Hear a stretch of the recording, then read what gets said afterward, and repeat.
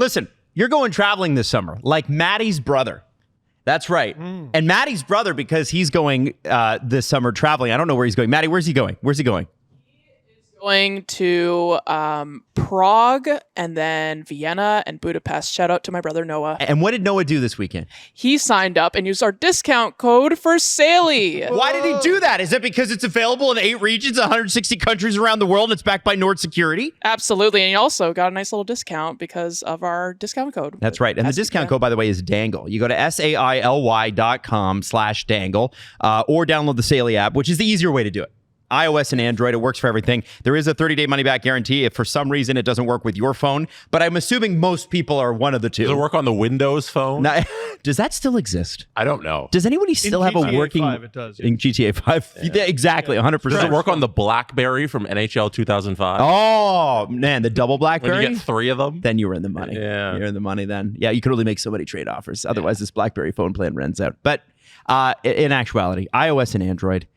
it's going to work for you anywhere in the world. Nord Security is backing it, and we'll give you a nice little discount too. Go to Saley.com/Dangle or download the Saley app, get your eSIM, use the promo code Dangle to check out. Let's start the show. SDPN, the Steve Dangle Podcast, with your hosts, Steve Dangle, Adam Wilde, and Jesse Blake. Let's go! All right. A lot of goals scored in the game on Saturday night, but let's talk about the most important goal scored this weekend. Who? Ladies and gentlemen, Steve Dangle got his first goal ever! Hey! I'm so good at hockey. In men's league. Yeah. Oh, it's just Canadian Beer League, buddy. I got GOAT, Green Team MVP. Hey, there you go. Satanic-looking Player of the Game trophy. That's pretty cool. Yeah, it's very True Detective, that thing. It's very cool. It is. It predates my time with Team Green, but I'm happy to join in. And they got me the puck after I scored the 7th goal in a 7-3 win. So how did it go in? Well the 7th, and you know what? I think that really put the stamp on the game. Like, no, we're going to win. And then it was over. And then it was over. Yes. Then everybody well and truly knew. Yeah. No McDavid comebacks, nothing. So, okay, how did it go in? Tell us the whole story. Break down the play. So I wish we had NHL Edge. I know. Yeah. We can show it. Here's Steve. He's out of position, but as the play continues, he's still out of position. He's out of position. Yeah, are your games on Live Barn like Julian's was? No. No, I know, and I badly wish they were. Man, do you know how much that was the first thing I asked, like day one. do you know how much money we could make off those streams? Oh my God. Yeah, no, I badly wish they were on live. Well, actually, maybe I don't. I would literally broadcast them. I would sidecast your Live Barn stream. And I don't feel like I had a particularly good game. I fell down a lot. I don't know. Yeah. It's just the way it worked out. Sprained my wrist taking a face off. Like, who sprains their wrist taking a face off? So what happened? So I think I had a chance, and then the puck went back to the point, and our guys did a really good job of keeping it in. They found a way to get it to me a little lower, kind of to the right mid slot, and it's a learn to play league, right? Or like beginners league. Mm-hmm. So I heard a voice from behind me go, "You got time," and I confirmed. That's not learn to play. That's just hockey communication. No, I confirmed this morning that was the ref. Oh, no way. What a curveball. But it actually kind of screwed me up because I was thinking maybe I'll pass it. But he goes, "You got time." And less than half a second later, someone stick checked me while I was mid shot. So I did not have time at all. No. I take my shot. It's a muffin. Like, I can tell as it leaves my stick, it's a complete muffin because the defender, I don't know if they got a piece of the puck, but they definitely got a piece of my stick, and it was just garbage. So I had already turned back around to scamper back on D, and I just hear, "Whoa!" And I go, "What?" And I look back, and the goalie is sitting on his bum, and he takes his stick and he throws it behind him against the end boards because he was really pissed. He's like, there's no way a Steve Dangle shot should get past me. No way am I the guy that let in a Steve Dangle goal. Yeah, that's the worst thing that could ever happen to me. Well, and so this was the second time we played that team. The first time we played that team, he introduced me to his dad, the goalie did, and he's like, "Hey, can we have a picture before the game?" Because he's a listener. It's good. right? But I don't think he was particularly happy. No. I don't think He'll always be the guy. You haven't seen the goal, and you never will. I haven't seen the goal, and I never will. Supposedly, Wow. it went a little over his pad. Okay. Like it got. Again, I don't know if I know the guy got my stick. I don't know if he got the puck. All right. So that might have screwed him up. Yeah. And he thought the shot was coming harder. It was supposed to. And because it was like a change up, it messed him up and it beat him over his pad and under, I guess it would have been his glove. Yeah, you RA dickied him. You fooled him with the knuckleball. Completely knuckleballed him. And my teammates, great Maybe teammates. it's good that it didn't come harder. Hey, How close You know? were you to the net, just for a visual standpoint? Talking like middle of the slot. You're not Quinn Hughes from the blue line. No, like a little, I would say a little below the face-off dot. Okay. Okay, it's fairly All right. close. All right. Yeah. Maybe, a little below the face-off Yeah, dot. you're in front of the net. You get a good shot. Beats Yeah, the that's knuckleballer. called being in Great position, job. right? Yeah. Oh, yeah. Goal scorer's goal. And I called my shot. You called your shot? I called my shot. This is our 8th game. It's my 7th because I missed one. And I just put in the group chat, I'm like, guys, I'm burying today. Don't you worry. Did you say that every game? Nope. This was the first game I said it. I was waiting for him to First say yes. Game, I said it. First multi-point game, I got an assist. Like, buddy, I'm so good. Important Actually, question. no, sorry, it was my second multi-point game. I got 2 assists. Did Leo take you for a happy meal afterwards? He should have. He's grounded. Okay. Or a because- blizzard, maybe? No, he was still awake when I got home. And I showed him the puck because I scored my first goal, and I showed him the trophy. He thinks trophies are so cool, and he goes, "Oh, like that." He goes, "Why'd they give you the puck?" I go, "Because it's." I go, "Because I scored my first goal." Yeah. He goes, "Why was it your first goal?" He's still 4. I go, "Because I haven't scored before." And he just didn't know how to react to that. What do you because mean? I think he thinks I'm better Yeah. than that. But That's I'm all not. right. He Listen. probably just thinks like people score all the time. Yeah. Not everyone can be Leo. I wonder all if he was thinking like, man, I'm not going to have to be his age before I score, am I? No. Maybe He'll he thinks score. that, yeah. No. Well, he did come see one of my games. We lost 9-2. Oh, That's not good. Nashville game. It's No, great. I wanted him to come to this one, but I left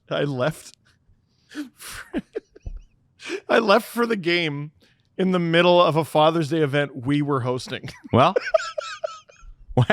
why were you hosting a Father's Day event if you had a game? I didn't realize the two things conflicted. That is not surprising. Yeah. Dates aren't your thing. Like, No. we know that. They're not, but it's okay. My father-in-law was still there, so there was there were 2 fathers represented because my brother-in-law was there as well. Jesse, I had cake after. my favorite thing about Steve is when you'll text, hey, here's our schedule for next week. And then Steve at the end, you'll text that on a Friday and it'll be the last text. And then Sunday rolls around and Steve will go, hey guys, what's the schedule for next week? Yeah. And it's bad. literally the text above. Yeah, that happens all the You time. know what? I thought goal scorers just had things done for them. Oh, yes, of course. And, Yeah. and you got to like reply to your own last message just so the schedule forwards again. That happens, Yeah. man. Which is an upgrade from Jesse going back, screenshotting it, and then putting then- it. yeah. Oh, that's so good. Okay. It's deserved. Yeah. Listen, there's lots to talk about today. The CJ show isn't up yet, but I checked in with producer Nick about what they talked about, so I want to touch on some Leaf stuff there. And there's obviously some stuff from around the league that we're going to talk about. The first thing I do want to mention, though, before we even get to the Stanley Cup final, okay? Because remember, it is always about the Leafs. You want to keep talking about We're hockey? starting Leafs a little bit here, and then we'll leave them, and then we'll come back. Thought we were all hockeyed out after. We should talk about something else. We should talk about another sport. CFL kicked off How this weekend. close to Shoresy is your locker room? Far. Pretty far, huh? Far. There's a little bit less swearing Yeah. and no game stick. No popsicles? No drums. Or sorry, drumsticks. Yeah, sorry. how dare you? Drumsticks, I would yeah. like popsicles. Yeah. Can I get to what we're going to talk about? No. Or are you guys going to just keep yammering? No, on I about Steve? like Steve's beer Are you league. going to be It's one fun. of these? Are you going to be one of these guys though that posts like their beer league stats? Absolutely not. Okay, good. Well, like, was he posting one goal? No, I know guys like there are guys And that like 4 will assists. post their league 4 standings. Very generous. Oh, the assists. league. Can we go online and look at the league standings? You guys must keep track of that. Yeah, I think so. Yeah. I have an app because I'm part of the league. But Right. probably. Maybe we should start doing that. We should start. Yeah. Maybe we should start doing that. Jesse, guys you gotta who start run posting the your league- handicap. Where's the LFR? No, that's after we win the championship. You should do a Maddie's first goal chuckling a breakdown lot at LFR. this. Yeah. Well, I don't remember it. Like, I didn't see it. I'm doing my You should best. interview guys at the game and just get their take on it, but try to piece it together like a crime scene. Damn. You know? We got to start sending people. Yeah. I got to get credentialed for this. Yeah. Like, Jesse- how hard is it to get credentials for your league? It must be like a terrible process. Okay, so guys probably just- what you got to do is you got to go to Ajax. Well, Go to there's your first problem. You go to Ajax Community Center. Yeah. And I think you walk in. See, that's very difficult. Yeah. We play on big ice too. It's not Olympic or in between? it's either in between or Olympic. It's big and tiring. It sucks for defense a lot. So the Leafs. Yeah. So there was a couple of tweets that after our show on Friday went viral, and there's nothing particularly wrong with them, but I do think they present a misleading story. So I kind of want to correct a couple things. Our show went viral? Not our show. Oh. What Yeah, one? no, I said there were a couple of tweets that went viral and people reacted negatively to them. Got it. Doesn't have anything to do with us. Why not? I know. Frankly, Everything has something. So to the do with first it. thing is Mm-hmm. Andy Strickland's tweet, and Andy is a NHL Network host, about how Marner's not coming back to Toronto. He confirmed that. Is that wait? Sorry, just for the record, is that Andy Strickland who had Zach Bogosian on his podcast and he defended Mitch Marner for no good reason? I have no idea. Oh, okay. I have no. I Wait, don't no, know. sorry. I have Just no just for idea. clarification, is that Andy Strickland who had Adam Oates on his podcast and he defended Mitch Marner for no reason? I think Adam Oates works with Mitch Marner. Okay, and this is Andy Strickland who covers the St. Louis Blues. Yeah. Okay, No, Andy. just check. Also, not NHL Network, FanDuel Sports Network. Oh, he's FanDuel Sports Network now. He was NHL I think Network that's for a what it's bit. called. They call Yeah. it. The FanDuel And so Network is. I That's what it is. I have no issue with what Andy's saying here because I don't know how you can confirm that Mitch Marner isn't going. Oh, I do. is 100% not coming back. I have a theory. But here's my theory on it, which is during Game 7, the entire third period, whenever he touched the puck, he got booed. I think that's the confirmation that he's not coming back. Now, beyond that, Elliot Friedman said yesterday there could be some sort of what he heard, I guess, at the Cup Finals. There could be some sort of meeting situation, much like what Tavares did, where the teams come to you. I heard and July present. 1st. Yeah, and that he may not even sign July 1st. Now, the other thing that's been floating around out there about this potentially not being a 7-year deal if he signs elsewhere, being a shorter term deal, we've been saying on this show for months, that's what he should do. He's 28 now. If he signs for 3 or 4 years, then you get another big contract. Like, yeah, you should absolutely not sign a long-term deal. Are you out of your mind? And no star should, honestly. Counterpoint to Mitch Marner doing this, you're not that guy. And I could see a situation where he goes somewhere, plays 4 years, and it's a continuation of what he's done in Toronto, and nobody's willing to give him that deal ever again. That it could be true. Now, I just want to. We can come back to that. That's a different conversation. Let me come back to that. But I just want to say this. Everybody that took Andy Strickland's tweet as anything other than basically what's been out there, like that's not to me new. And perhaps it is to other people, but I looked at that and I was like, well, yeah, of course. Like, I don't think the Leafs are, and then Elliot on 32 Thoughts mentioned that the Toronto's going to get a meeting with, if should they want one, along with all the other teams. What a waste of time. Well, and Elliot was like, well, what could the Leafs possibly tell him at that meeting that he doesn't already know? time. Here's the thing, okay? I just want, if you listen to nothing else I say for the rest of the show, I just want you to understand something. The constant conversation about Toronto trying to engage Mitch and Mitch saying no dates back to September. They said at the beginning of camp to Brad and to Brendan, guys, we are not negotiating in season. We are not negotiating postseason. We are going to July 1st. Now, Brad and Brendan did their job, which is they called and said, have you changed your mind on that? But the Marner camp has not changed their mind. So when people listen, you want to be mad at Mitch or you want to villainize the way that this is handled, you go ahead and do that. But I think we're attacking the wrong things too early. My point is, this is what they have said. We've said, I know we've said this, but I need to say, I need to scream it into the ether. He is not negotiating until July 1st. End of story. Everything, almost everything, who knows, maybe there's a couple true tidbits out there, but the vast majority of the Marner stuff you hear right now is bullshit. It's crap. It's crap. complete bullshit. And again, I don't think Andy's wrong. I don't think Toronto. I don't think Marner's coming back. I just would not be so bold as to confirm that. And I don't. And maybe he's probably got better sources than I do. But my point is, guys, over and over and over again, this is the way this is going to go. He is not going to talk to anybody until July 1st. Although I'm sure there's back channeling going on. There always is. And then I look at sort of the reactions to this and go, well, people are going, well, he's entitled or he's this or he's that. Listen, man, this is the biggest free agent to hit the market in half a decade. And, when John Tavares hit the market, he did exactly what Mitch Marner's people might just do, which is hold a bunch of meetings, might just do. Nobody's confirming that.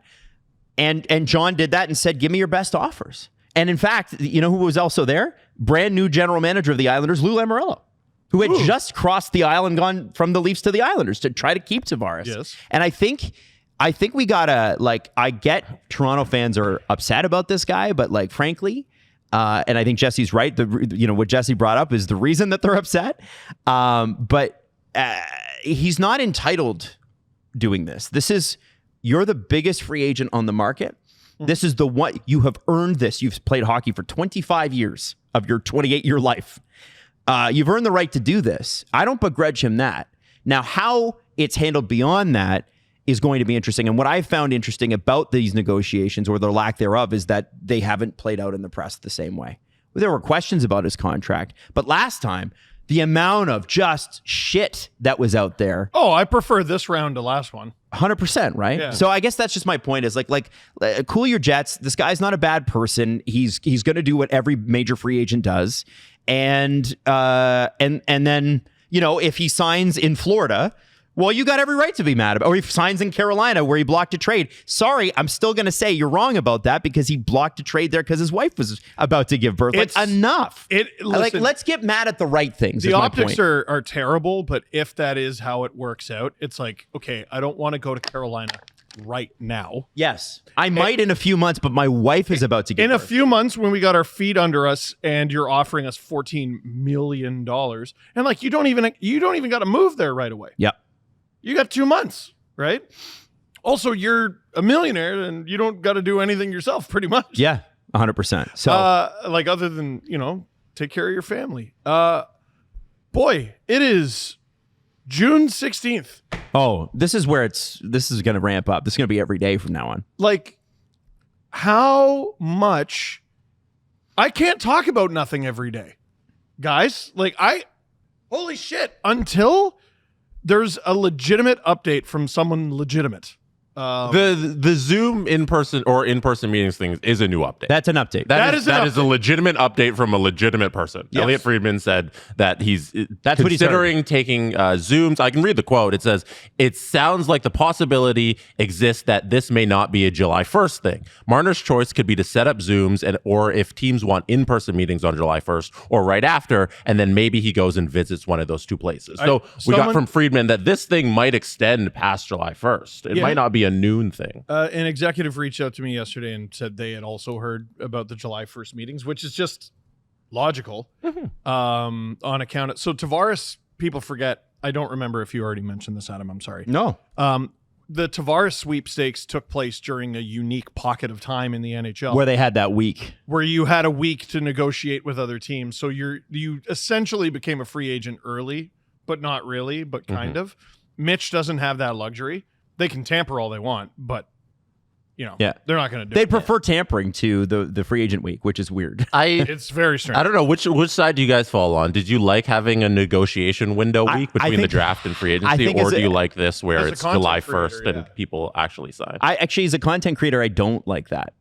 Because this will stretch it out. Yeah, well, no, I want it all to happen on the same day. So when we get the whole team together and we do our July 1st, that the contracts are signed and they're new. So, but what I worry about is Marner is going to hold up everything. Yeah, I think there's enough cap space this year that's probably not going to happen. Because you think about it, the way they talked about Ehlers today on 32 Thoughts was there's going to be a lot of teams who are like, okay, we have no shot at Mitch. Let's just go right for Nick.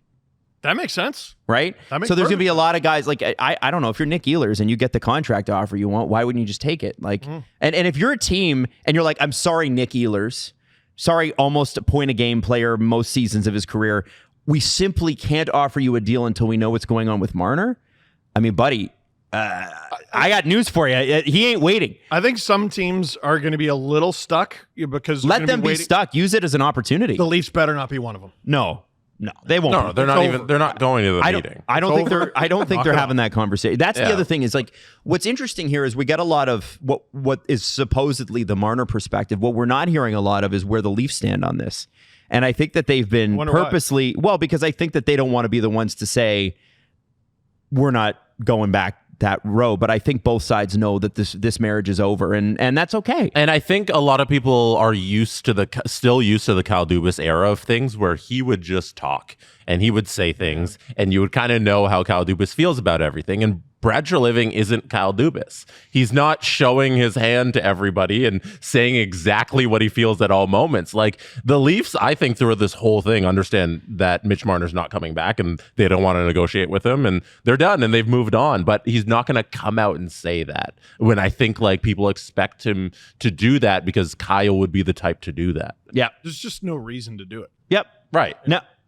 Now, the one thing that I will say that Chris offered some pretty good stuff on the CJ show, and we'll just kind of touch on it. He goes into a little bit more detail, talking about what the Tavares deal is going to look like. And he sort of modeled it on the Yanni Gourde, Chris Tanev stuff, which is 6 years each. 6 years lower. And I think Pierre LeBrun tweeted it out on Friday, and then CJ talked about it today. The idea that it would be like less than $5 million is just off the table. But if you get him at 5 to 5.5, like it's $30 million over 6 years. And it's creeping up. It is creeping up. Like every time we come with a new episode, I hear a new number that's creeping a little higher. Well, I actually, and it's getting back to the core four. I'm wondering why. I don't think it'll get up that high. But like, if you give him, because he, by the way, he won his. It's looking like he's going to win his CRA tax case.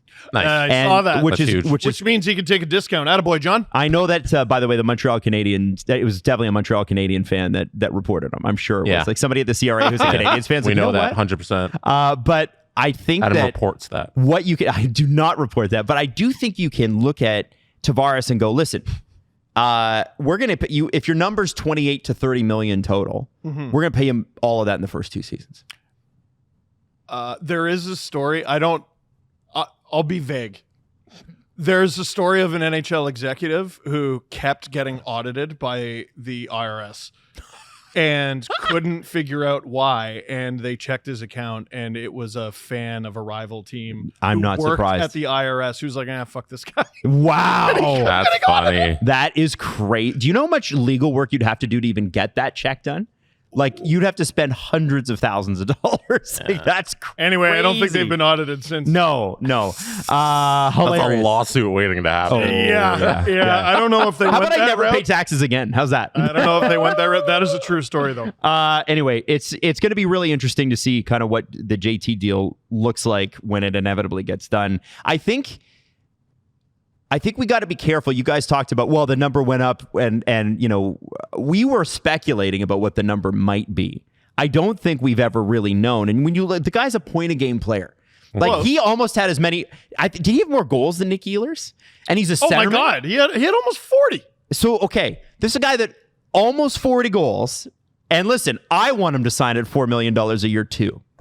Yeah. But if he gets 5 or 5.5, and he scores 35, are we upset about this? Could care For less. how many years? I could care less about any of the stats. It's always been about the mix of human beings. Mitch Marner is a 100-point player. Put that on the table. It looks good. It's not about what he does. It's about the mix. And I think if you get too high with Actually, the it's about Tavares the Mitch, numbers, but anyway, sorry. if the Tavares numbers keeps creeping up and it's like 7 mil or something like that, then I'm like, the mix is still the mix. Yeah. Here's what's starting to drive me nuts. Talking about the Leafs is becoming very difficult, or at least talking about what they're going to look like in the future, because you can't even make a move that's actually kind of makes good sense unless you can picture this person being a playoff success. Yeah. Yeah. I'll give you a perfect example because I know you hate this suggestion. Marco Rossi. Marco Rossi 5'9", is 11 minutes a night in the playoffs 23 years for a old. team that had injuries. 23 years old, 5'9", yes, 182 pounds. He's had back-to-back 82-game, 20-plus goal seasons. Mm-hmm. He had 40 points 2 seasons ago. He had 60 points this past season.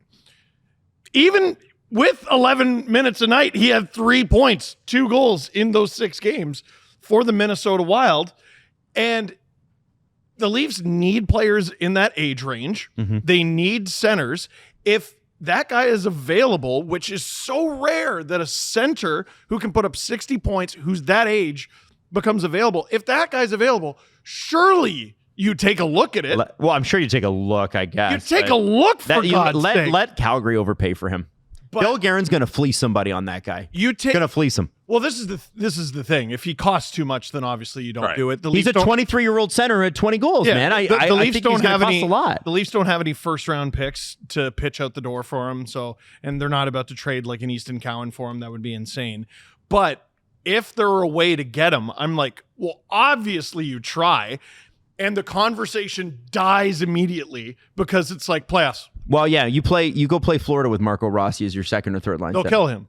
They will. He will be pasted to the side of the board. He will be a board ad. He's right at Marco Rossi used to skate here. he's right around Sam Bennett's elbow height, and like it's over. It's over. But I don't know. That's okay. So it's just big guys then. Well, It's just I think for the Leafs it is.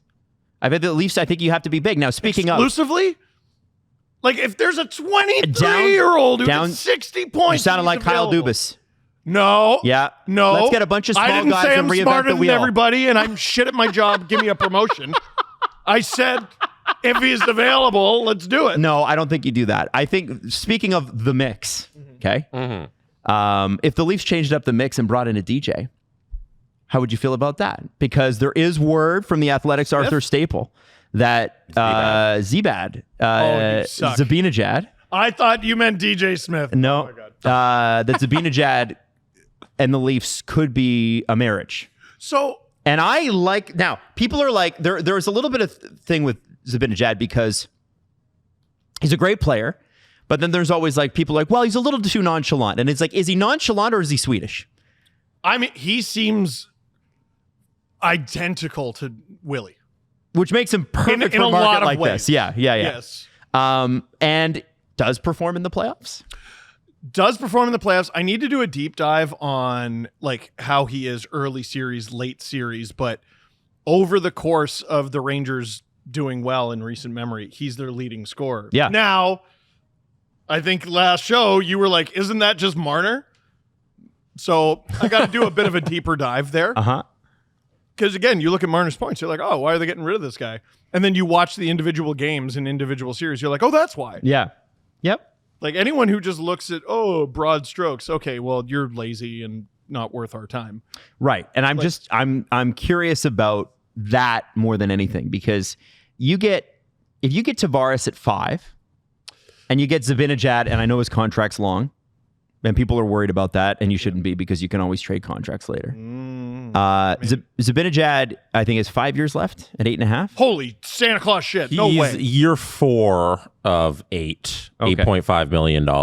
Heading into year 4. Yeah. Yeah, because Puckpedia has moved over to the next season. I believe so, yeah. So, yeah. So, wow, 4 years left at 8.5. It ends 2030. There you Right. go. So I'm looking at this and I'm going, okay. Yeah, it's not great, but like, are we worried about 2030 Chris Tanev? Because he signed to 2030. Right. Okay. Not worried about it. With Tavares. Let's do Tavares first. No, I'm bringing this back to Tavares. Oh, okay. So there's a reason here. Got it. You get Tavares at 5.5. You get Zibanejad is what, 8.5? 8.5. So 5.5 plus 8.5 equals what? 13. 14 million. That's what Mitch is going to make. Zibanejad, Tavares had nearly 40 goals. Zibanejad had 20 last year. Yeah, but the Rangers are so guys. Let's be honest. Yes, that is valid. He's also only 2 years younger than Tavares. So, like, they're very similar in age. They have a window, right? My point is this. Zibanejad's also got the little anchor next to his name. It's full no move. It can't be moved, sent down, or waved. What they're saying is, He's Same with also Price. missed 2 games post-COVID bubble. okay. He played the full 56, 81, 82, 81, 82. It's just all things to note. So here's what Arthur Staples said. There's a chance that Drury has already worked out with Zibanejad, who has 5 years at $8.5 million average annual value, that they're going to that moving on would be best. They still need to find a fit. The Leafs might have some interest and some space to fill, but trading Kreider's BFF soon after dealing Kreider would produce the impact cap flexibility and team culture that Drury so badly wants. Zibanejad holds the cards, though, and he gave no indication he was interested in leaving at the end of the season. Now, the Kreider deal did happen to a team that he didn't want to go to. It was on his no-trade team, and they worked it out without fireworks, right? Mm-hmm. And I tend to think that Arthur Staples suggesting that means that he's heard something to that effect that he can't report. That's what I'm deducing from that. Interesting. That conversation has probably taken place, and it's just impossible to confirm that it's taken place. And so, if a Zibanejad, and we're playing with like the Puckpedia line management thing here. If you have Matthews, Zibanejad, Tavares down the center, Wow. I think you feel pretty good about your set. Because here's the problem with the Leafs always. It wasn't just the mix of guys. It was the positions they played. That's why they tried Nylander at center. Well, Again and again and again in training camp. I know this is like incredibly difficult to replicate, but I'm just looking at the Panthers right now and their insane depth. Mm-hmm. And I'm like, why did I ever think they had a shot? Their third line is Lundell, Lusterinen, Marchand. But those guys established themselves like this during this run. And it's not that they weren't great in previous runs and that sort of thing, but you establish yourself as that great during the playoffs. Right? So I'm looking at them and I'm going, on how many teams would that be their second line? On how many teams would that be their first? Mm-hmm. And that's their third. It is their third option behind Bennett, Kachuk, Verhaeghe, and the top line that's not even playing all that well is Reinhart, Barkov, Rodriguez. Yeah. Holy shit. Yeah. So, the reason I say all that is up the middle, bing, bang, boom. Awesome. Holy Santa Claus shit. You look at the top line, nice, Nylander, oh my God. Beyond that,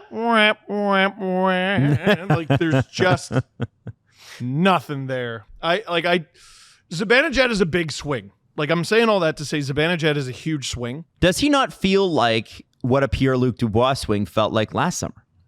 A little older. I understand and more what success you mean. to his name than Pierre-Luc Dubois ever had. I understand what you mean, but here's what the Capitals have to surround. Here's why the Capitals can afford to take on an $8 million project is all of their young talent on their first or second contract. Mm-hmm. The Leafs just don't have that.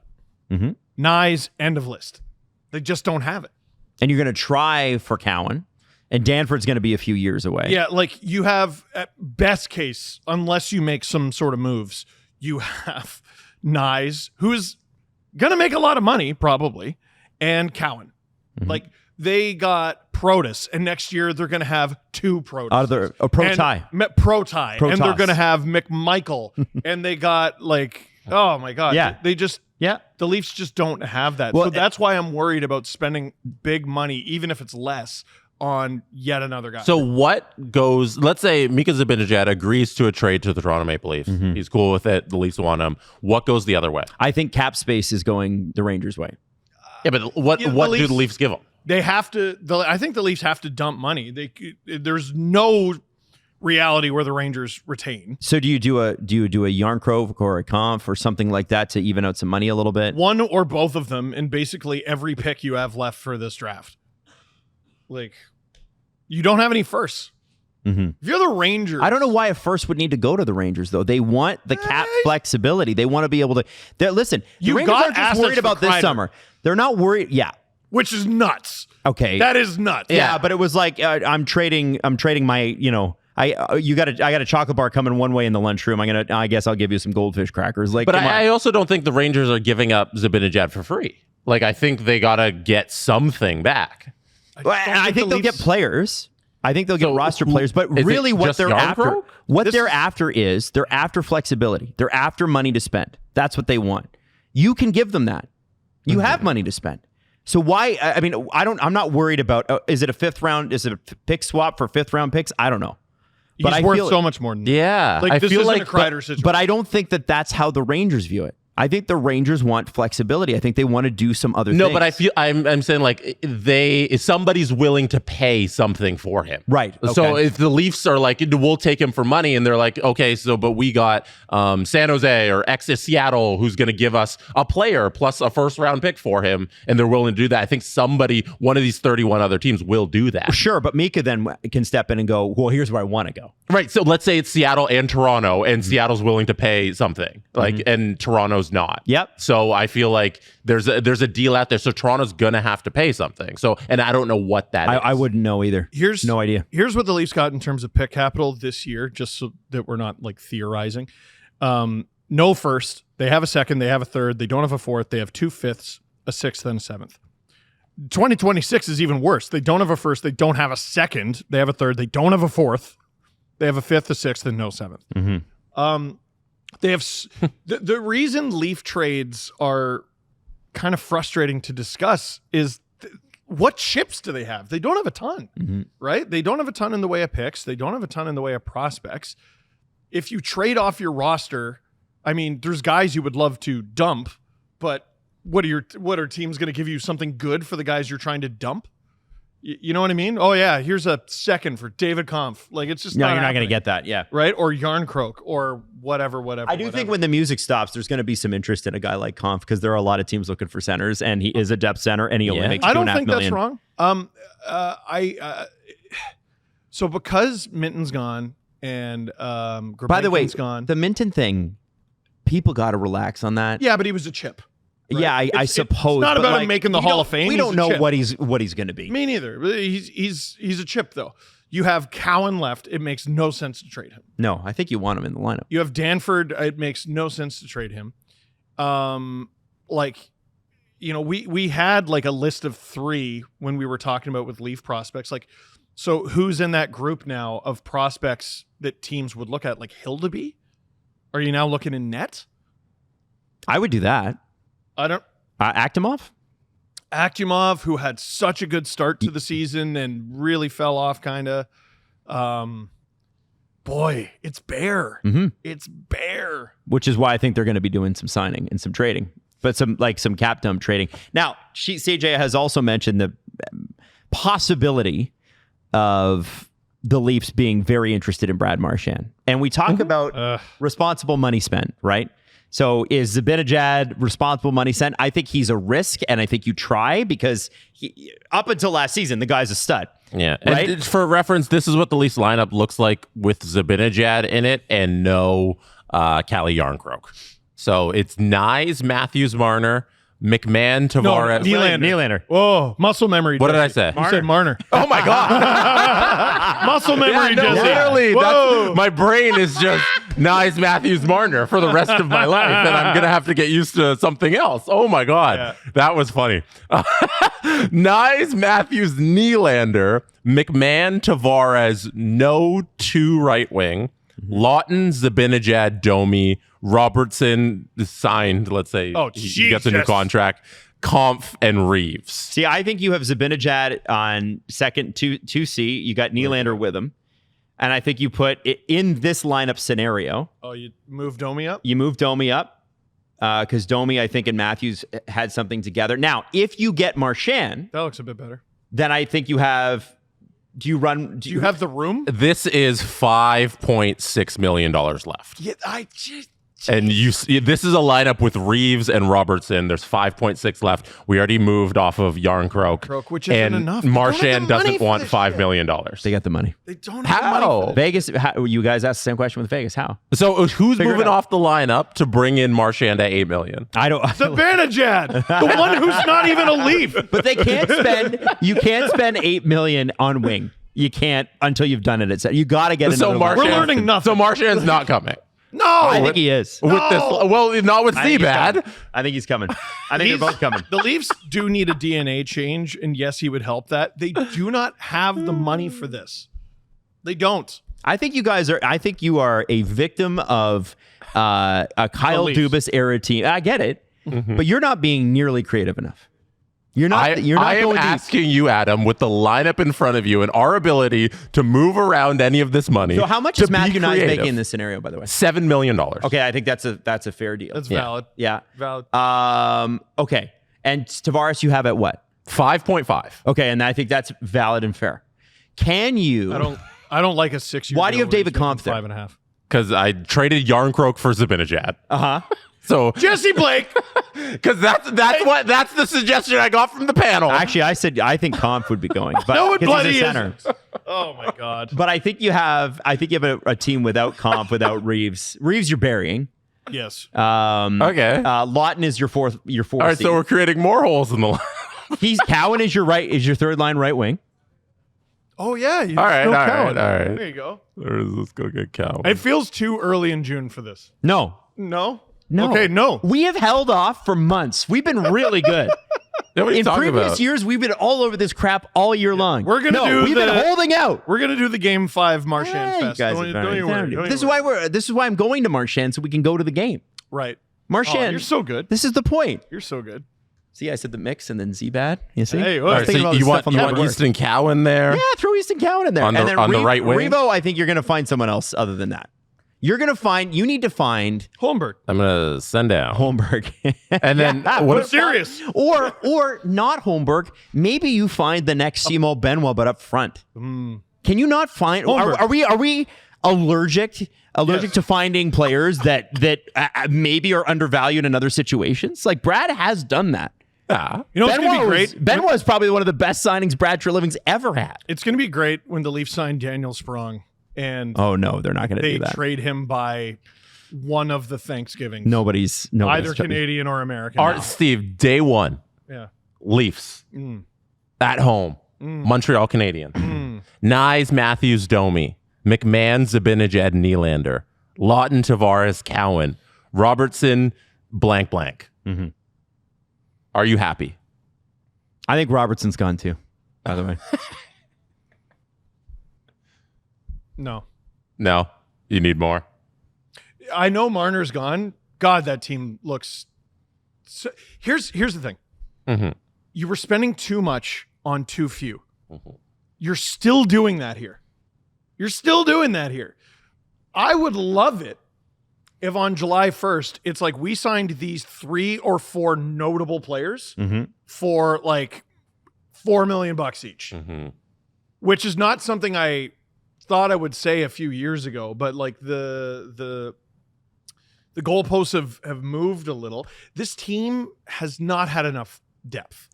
And because we like these guys and because they've won, we've tricked ourselves into thinking they had it. And you look like a deep team until a deep team shows up. And that's what happened in the second round. Yeah. We went, holy shit. And the Leafs did beat the Sens, of course. They should have. They very extraordinarily should have. And in the end, it wasn't really close. No, speed wobble a little in the middle, but yeah, like they won. They should have. Great. Oh man, the Panthers, they were so close. Can we stop? Can we do this they lose in 7 every year, right? So they're close every year. But your original point in that spreading out that money that you lose from Marner and you have all of this extra cap space, the idea is to get depth with that, is not to spend it on a couple of guys because then you're running it back in the same sort of manner. Like I 100% agree. Like that's the direction they need to go. A bunch of $3 million guys. Like I'll give you an 4 million. idea of the type of lineup I'm looking at. I saw like a Puckpedia armchair GM projection. I apologize because I can't remember who it was, but they had McMahon as a healthy scratch on opening day, which he actually was this past year, but he was injured just on a curve. He just scored 20 goals for Craig Berube. Like, I don't think he's going to be a healthy scratch, but they had so many guys that McMahon didn't make the lineup. He also had a bad camp. He had a bad bad camp. Yes. I just look at that lineup and I'm like, it has the same problems. Yeah. Also, we got to add Max Pacioretty to this lineup. Yeah, he will. Why not? I think he's going to be elite. Yeah. Why not So he'll be JJ on the left, Peterka? Robertson on the right. Why not JJ Peterka? Give me Jimmy John But Peterka. Buffalo is now listening to offers because I don't know. It's so funny. Buffalo seemed to not understand that like he didn't want to be there, and it was pretty obvious that he didn't want to be there. And they're like, "We're not going to trade him." And you were the one saying they can't. Alan, They're going I'm to. Sorry. I would rather them sit your client than trade him. Oh, well, I'm not reporting. Great, don't. We're the Sabres. What are we going to do? Suck? Oh.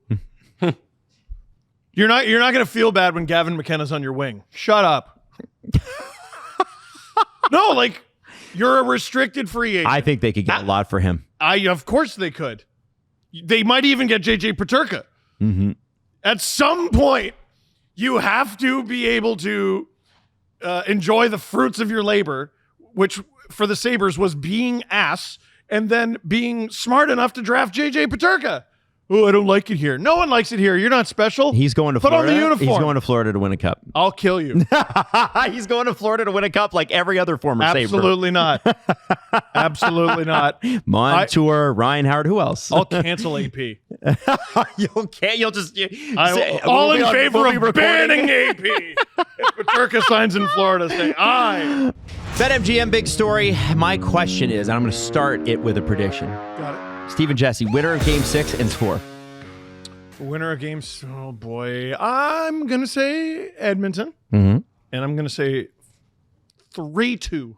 That's way too low. I know, but I'm saying it. Okay, Jesse.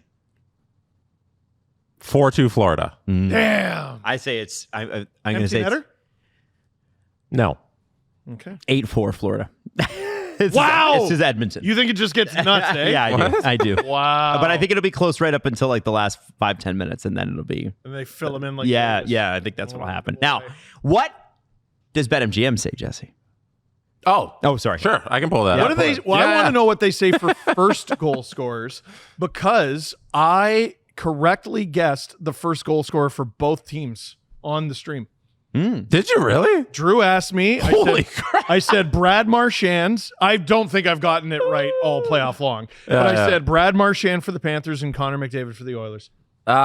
First, by the way, the odds are favoring the Panthers on the money line, 1.67 to 2.25. So they think the BetMGM thinks the Stanley Cup will be handed out in Florida on Tuesday. That's fairly heavy, isn't it? Wow. Yes, yeah, they're heavy favorites. Yeah.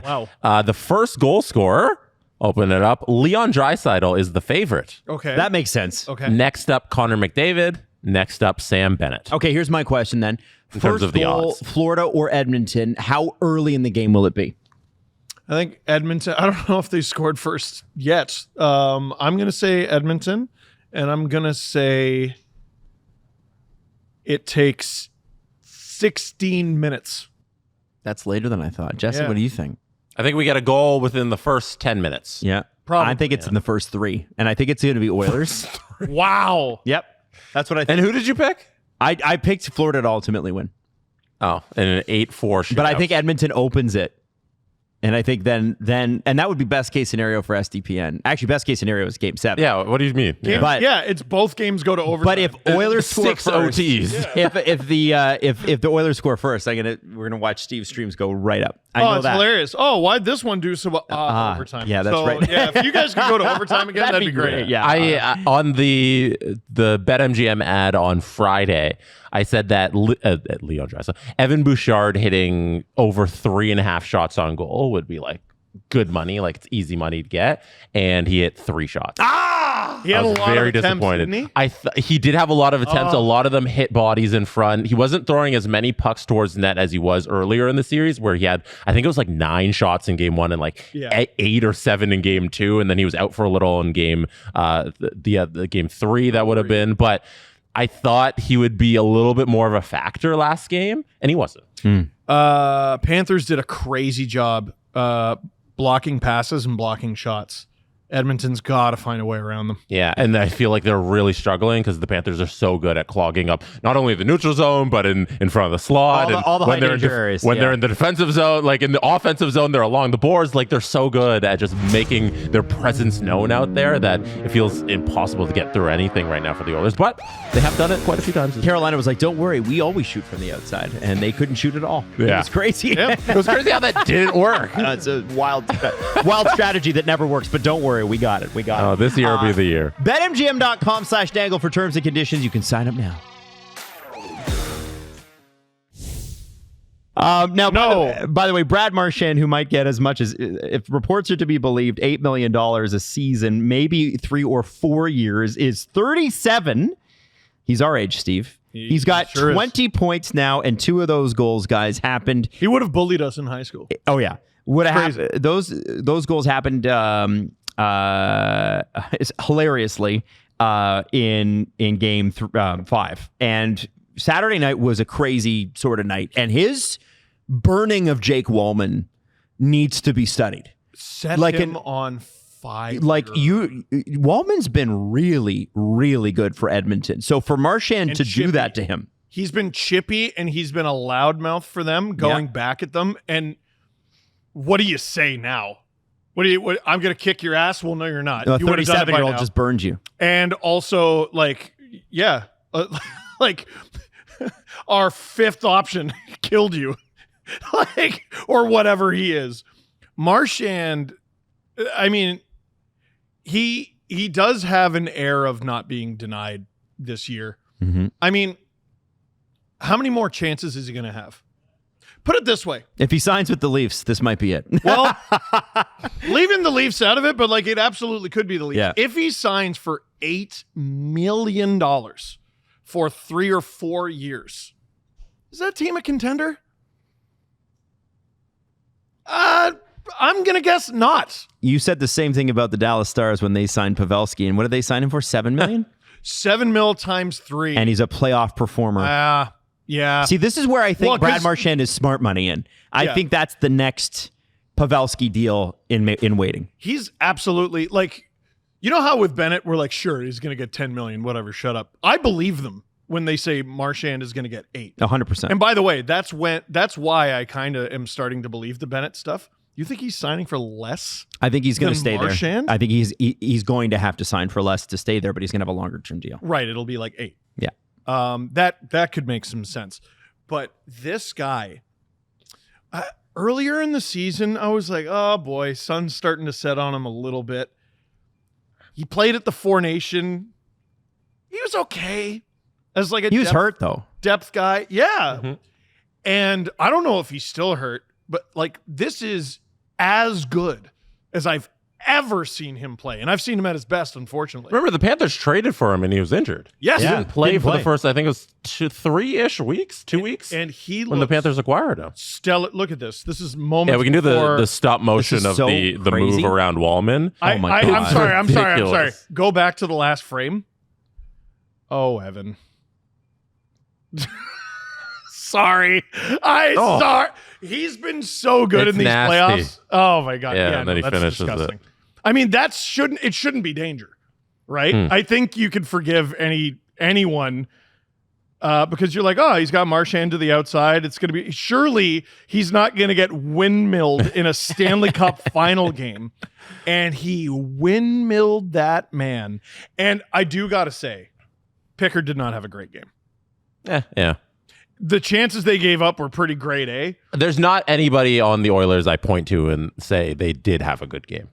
They got outmatched. I'm happy McDavid scored, but I'll tell you who the had a entire bad team was game. a little Chris slow. Knoblauch.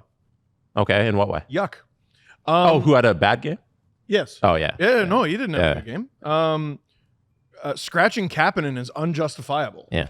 I- Before Marchand thing, though. Yes. Yeah. Marchand, the move there, that's why you have players like Marchand on your rosters, because they bring a factor of not being afraid of the moment. That's a play you make when you have no fear that it's game 5 of the Stanley Cup final and you're willing to pull off a move like that. If you're a little timid, if this is your first time doing this thing, you're not going for it. Like you said, it's Marchand to the outside against Wallman. What is he going to do? No, a young player gets criticized criticized for trying a low percentage play. Exactly. Yes. But that's Brad Marchand you have on your team. He knows this. He's been through it. He knows he can pull off this move, and that's why you have guys like him. It's such a spectacular play. Oh. And the fact that this is second of the night, like, unbelievable. That goal is why I could never do play-by-play professionally.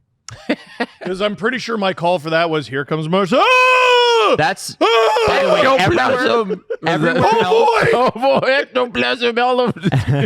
everywhere else in the world.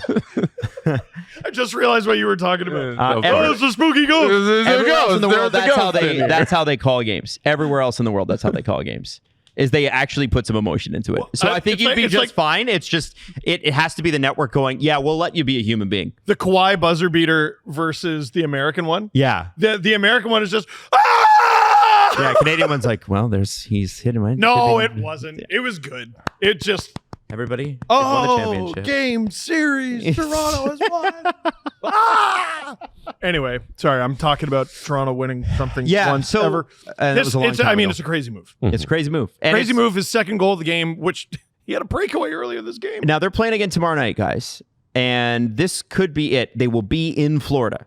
Mm-hmm. And let's be honest, Florida's been the better team in 5 of 5 games. Mm-hmm. Yeah. The first period stats have been like crazy. Just the amount they've been outscored to start these games. And Edmonton has just tried to figure out, like, okay, if we get down, we can always fight back. But eventually that catches up with you in a tight series like this. I think the two teams are very close. It's just Florida is better at playing within their structure and keeping their game together tight for a longer period of time. And they come out hotter, and then they get more even during the second. Or if it's the long change, then Edmonton's falling behind. And then things are tight again in the third. Not game four. And then things are tight again in the third, as they always are. So I think it was Bardown who pointed this out. Here's the hope if you're McDavid and the Oilers, McDavid in particular. 2008, the Penguins lose in 6 to the Detroit Red Wings. Mm-hmm. Next year, rematch. It's tied 2-2 going into Game 5. Game 5, Detroit, I forgot this, murdered them. Murdered the Penguins. 5-0. The difference is Detroit was the home team. Game 6, Pittsburgh goes back to Pittsburgh. They win 2-1. Nice. Good tight matchup. Game 7 in Detroit, Penguins win 2-1. Tight. Fleury stops 49 of 51. Big save at the end. I looked that up myself. I didn't even have to text Alan, which I'm sure he has that on a wall somewhere, I think. Oh, 100%. He's got it on his inner bicep. He flexes it at people just to let them know. Exactly. 100%. I guess my question is, are the Oilers capable of doing that twice? How many goals have there been in the series? Like total? Yeah. Quite a few. What's the fewest they've limited Florida to in a game? 4. They won two games 5-4. I can just give me 1 second. By the way, that was the scores in the game are 4-3 Oilers. 4-3. Okay, so 3. 5-4 Panthers. 6-1 Panthers. 5-4 Oilers. 5-2 Panthers. So you have to do something you've never done in this series twice. Mm-hmm. Last year, Game 7, tightest game in that series. Panthers win 2-1. These are the games that the Panthers know how to win the best. They don't win them all. Game 6 against the Leafs was very tight. Leafs won that 2-0. What happened in Game 7? To me, it's not just about forcing 7.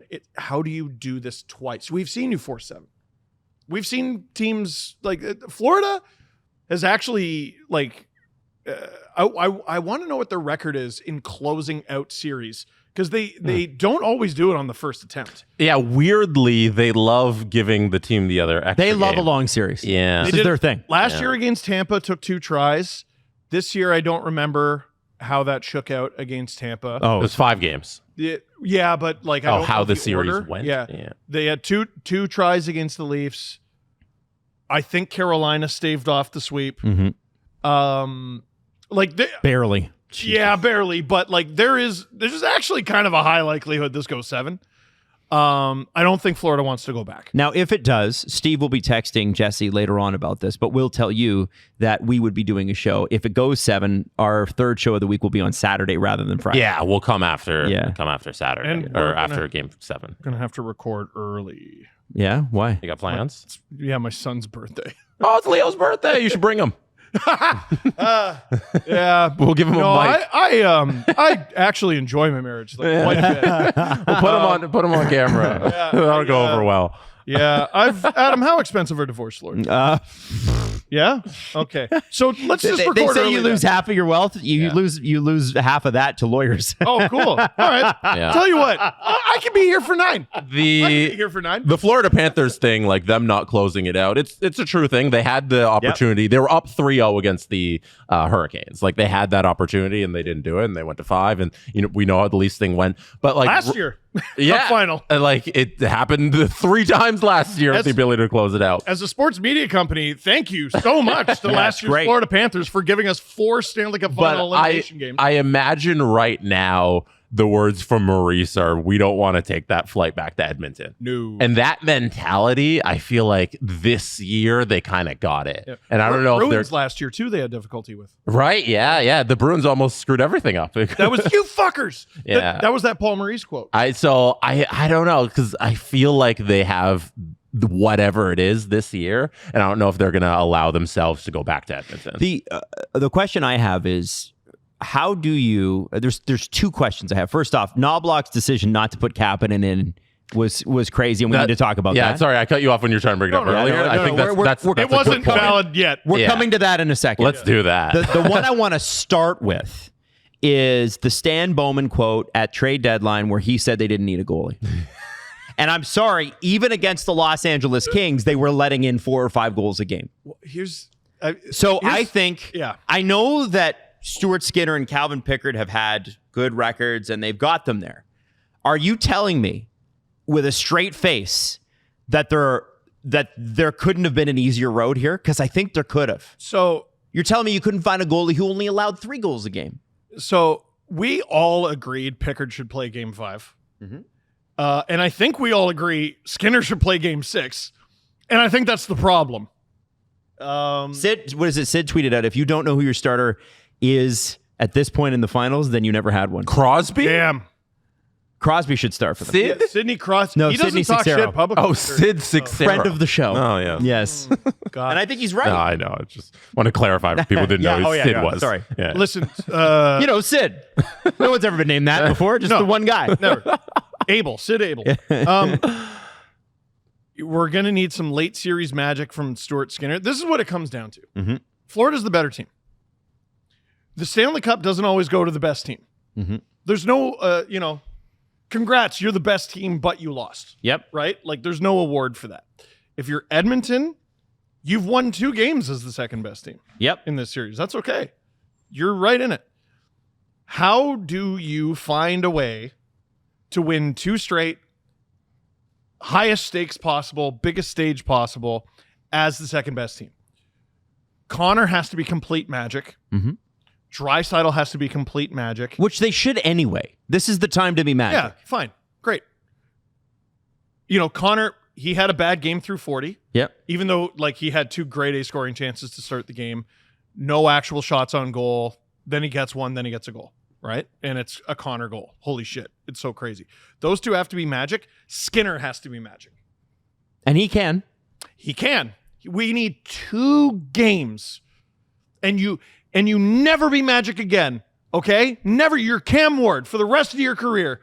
You peak at however many paid years like old, Cam Ward and did. you'll get paid like that forever. Yeah. For the next 15 years, they'll be like, but what? It'll be 2040, and they'll be like, but what if we get 2025 Stuart Skinner, right? Can you give us 2 games of magic? Because that is very literally the only chance the Oilers have. There's just no scenario That's where tough. you get mediocre goaltending in game 6 and 7 and win. Yeah. There's Florida won't allow that.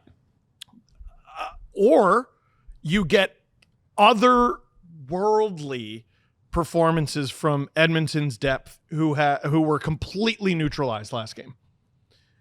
Kapanen has to be in your Game 6 lineup. This is not Arvidsson just didn't give them the pop they needed. He was I don't never in a million understand the years point. that I think I'd be advocating so hard for you got to take Arvidsson out for Kapanen. But I think we might see this might be the downside of Arvidsson's career, as great as it's been. I'm not saying he's not useful, but I look at where he's at and the injuries he's had, and I love Victor Arvidsson, but I feel like Kapanen's the guy right now. I also don't have a read on what Knoblauch's leash is at all. He benched Troy Stecher for an hour. Yeah. And then went back to him the next game, But which was so confusing. Yeah, And so why wasn't he playable that game? Why would you choose to put your team at a disadvantage and have 5 defensemen for 2.5 periods because the game went to OT? Now, here's the thing, though. They won, so it's like, oh, well, maybe you should have. Yeah, but they won with a self-inflicted injury. Right. Like, right. I don't know. What is the mentality? I have a point, though. Give it to me. I have a point, though. Podkolzin was actually the guy in Game 5 who got stapled. Mm-hmm. That man had 2 points in Game 4. He scored the game-tying goal, and he assisted on the overtime winner. Mm-hmm. Mm-hmm. You played him 10 minutes and 11 seconds Mm-hmm. in Game 5 because he did take a bad penalty. He did. He had 7 hits in those 10 minutes. He had 2 points the game before. Put that young man on the ice. What are you doing? The And lineup Arvidsson- decisions are questionable. Yeah, Arvidsson was a -1. Jeff Skinner, I liked in Game 4. He wasn't really a factor in Game 5. Nobody in the depth had a good Game 5. No, and like I'm like even a little disappointed in like I'd like more out of Janmark. I'd like more out of Henrique. I'd like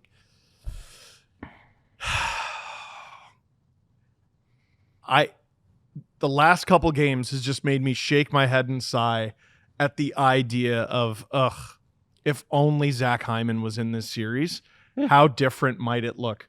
He ain't here. Yeah. He ain't here. He's not going to be here. I even, for a brief moment today, was like, it's an elimination game for the Oilers. Does he? No, he won't. He can't. He cannot.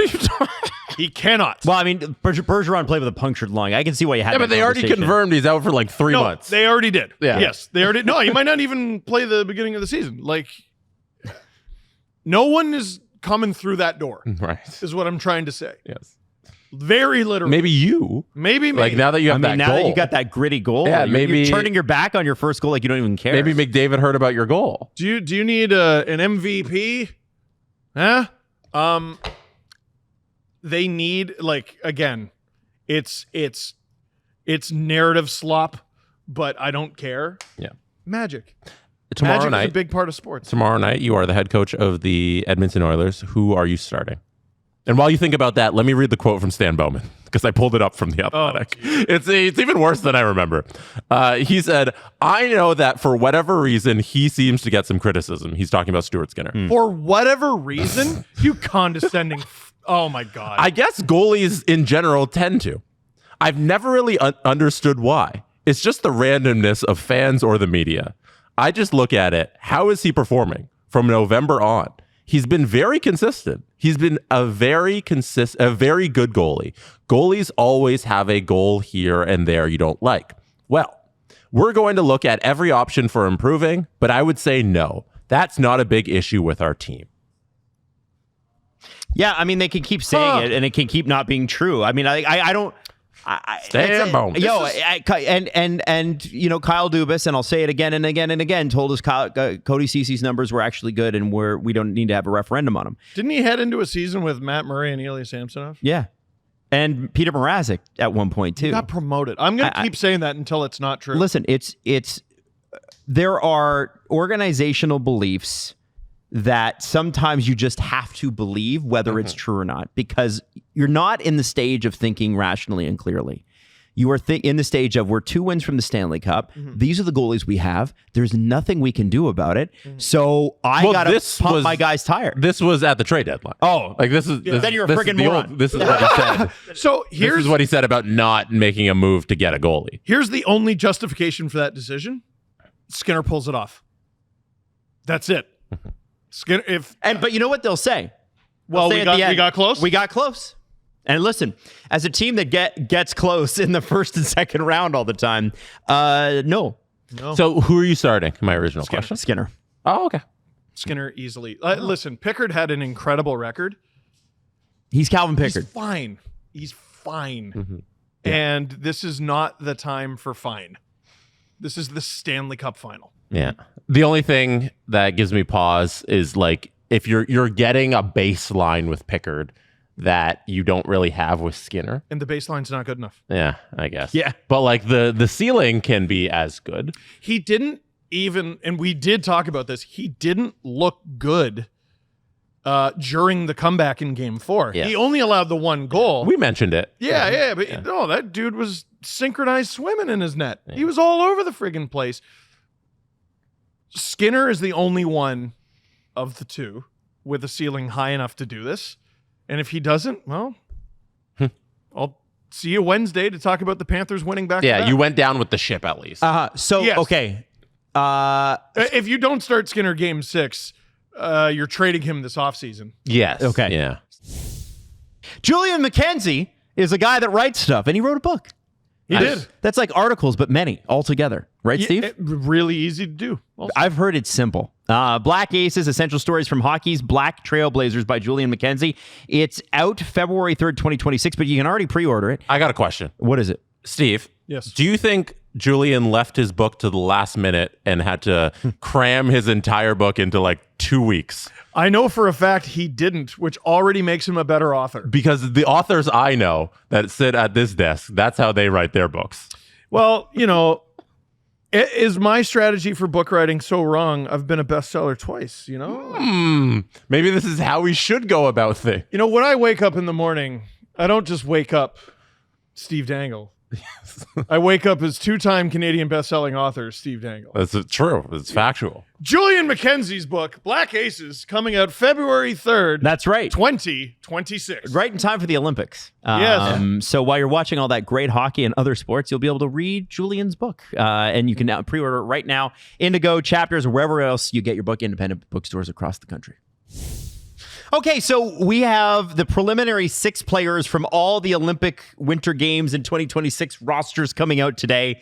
And of course, they're saving the United States and Canada for later. But they've actually come out, so we're going to get to those. But I'm going to start with what they started with.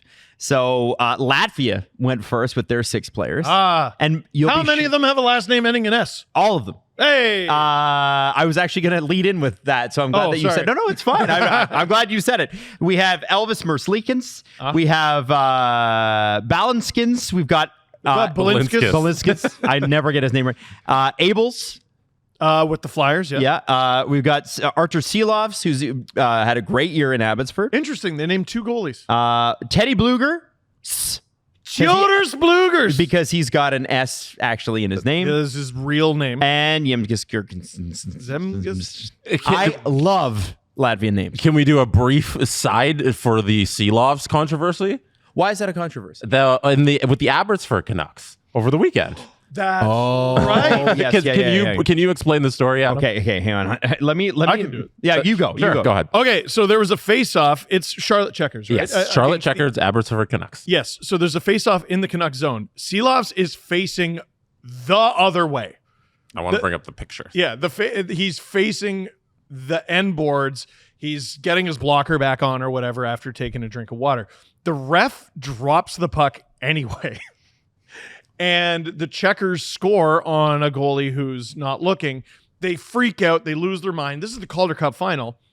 And the ref ends up saying, no goal, waves it off. Abbotsford comes down the other way about 5 minutes later and wins it. They won the game. So if you're Charlotte, you're like, we should be up 2-0 because they actually won game 2. It was Jim Benning's nephew, I believe, who scored the winner against the Abbotsford Canucks. Hilarious. Jim's loving this. No notes. Absolutely perfect. Jesse, have you been able to find it yet? No, because all of the quick highlights I'm bringing up, they keep coming up from the last game. Here it is. There you go. Yeah, hold on. Keep talking. Jesse's finding it. So this cheeses me off a lot, and I'll tell you why. Sanko's okay. This shouldn't be a goal. It should. Oh, there it is. He's facing the other way. Yeah. It's 3-3 in overtime. By the way, he's had an unbelievable game. Look at the shots. 49-28 for. Oh, that's for CLT. That's really unfortunate. It's unfortunate. Why is it CLT? Okay. Oh, Charlotte. I get focus it. on the play. That's what you did for Charlotte? Anyway, he's facing the other way. Puck gets dropped. They get a shot off. It's in.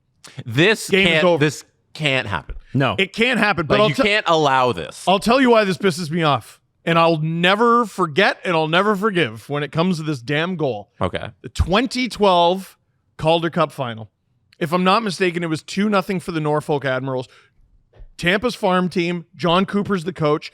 Go look at the roster of that team. They were friggin' stacked. I'm pretty sure they had Kucherov, Palat, Tyler Johnson, and a guy Adam knows, Mike Koska. Oh, wow. In overtime of game 3. Game 3, it's super important. You're down 2-0. You win this game, it's a series. You lose, you're dead. Like, it's a huge swing in this series. There's a weird thing where they lose track of where the puck is. Koska gets the shot because he finds the puck, kind of like BX's overtime winner against the Sharks from the 2011 run. Think of that one. They lost sight of the puck. He fires this knuckler at the net. It goes in. Rah. Here's the difference. It was offside. They don't catch it in the moment, but they catch it before the players leave the building. And they were asked about it. And Ben Scrivens, they asked his opinion. He was the Marlies goalie at the time, and he goes, "Can I swear?" And the AHL releases a statement, and they just go, "Yep, that was offside. Our bad. I'm going to be honest. I don't think that's the same at all. We are so sorry. Anyway, play on." No, here's why I'm mad about it. The Marlies got fucked.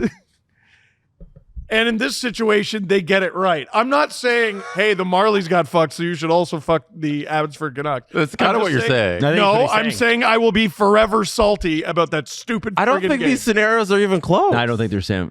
It's Calder Cup final, This is starting, and they made the wrong choice. This is starting the play when you shouldn't have started play. Yes. Which is, I think, a different situation than a game that's happening and you miss a call. I think games all the time, there are missed calls. You're infringing on my right to die mad. I do that a lot. And to seethe and to cope. Yeah, why can't I just cope and seethe? I feel like in this scenario, the linesman was chatting with the goalie and he didn't have any of his equipment on, and they started play, and they're like, "Oh, we shouldn't have started play," and they stopped everything. Right. And they all made the right decision. Why are refs and linesmen getting worse at this? I don't know. Right? Maybe it's because we're just noticing it more. I think replay has helped. No. Just face-offs. Just face-offs. Oh, just face-offs? Oh, dude, this playoff in the Stanley Cup playoff. The last 2 games have been like every single face-off. It's no, we need to stop and go back. Like, they're dropping the puck consistently and then calling it back because they're like, "Oh no, I didn't drop that fairly." It does seem like they're getting more egregious all the time. Yeah, and who pointed that out? Who's been saying that for years? Who's been banging that friggin' drum? You're just not a fan of the fake puck drop. I hate right? that. No, I hate all of it. Yeah, you hate all of it. I don't care if it's dropped unfairly. Drop it. Yeah. Drop it. Yeah. It's like a dog. Drop it. Rubber. And by the way, if you can't drop a puck fairly, what are you doing there? Honestly. Can't drop a puck? Honestly. Is that hard? That's a good point. Like, the rest of the game is hard.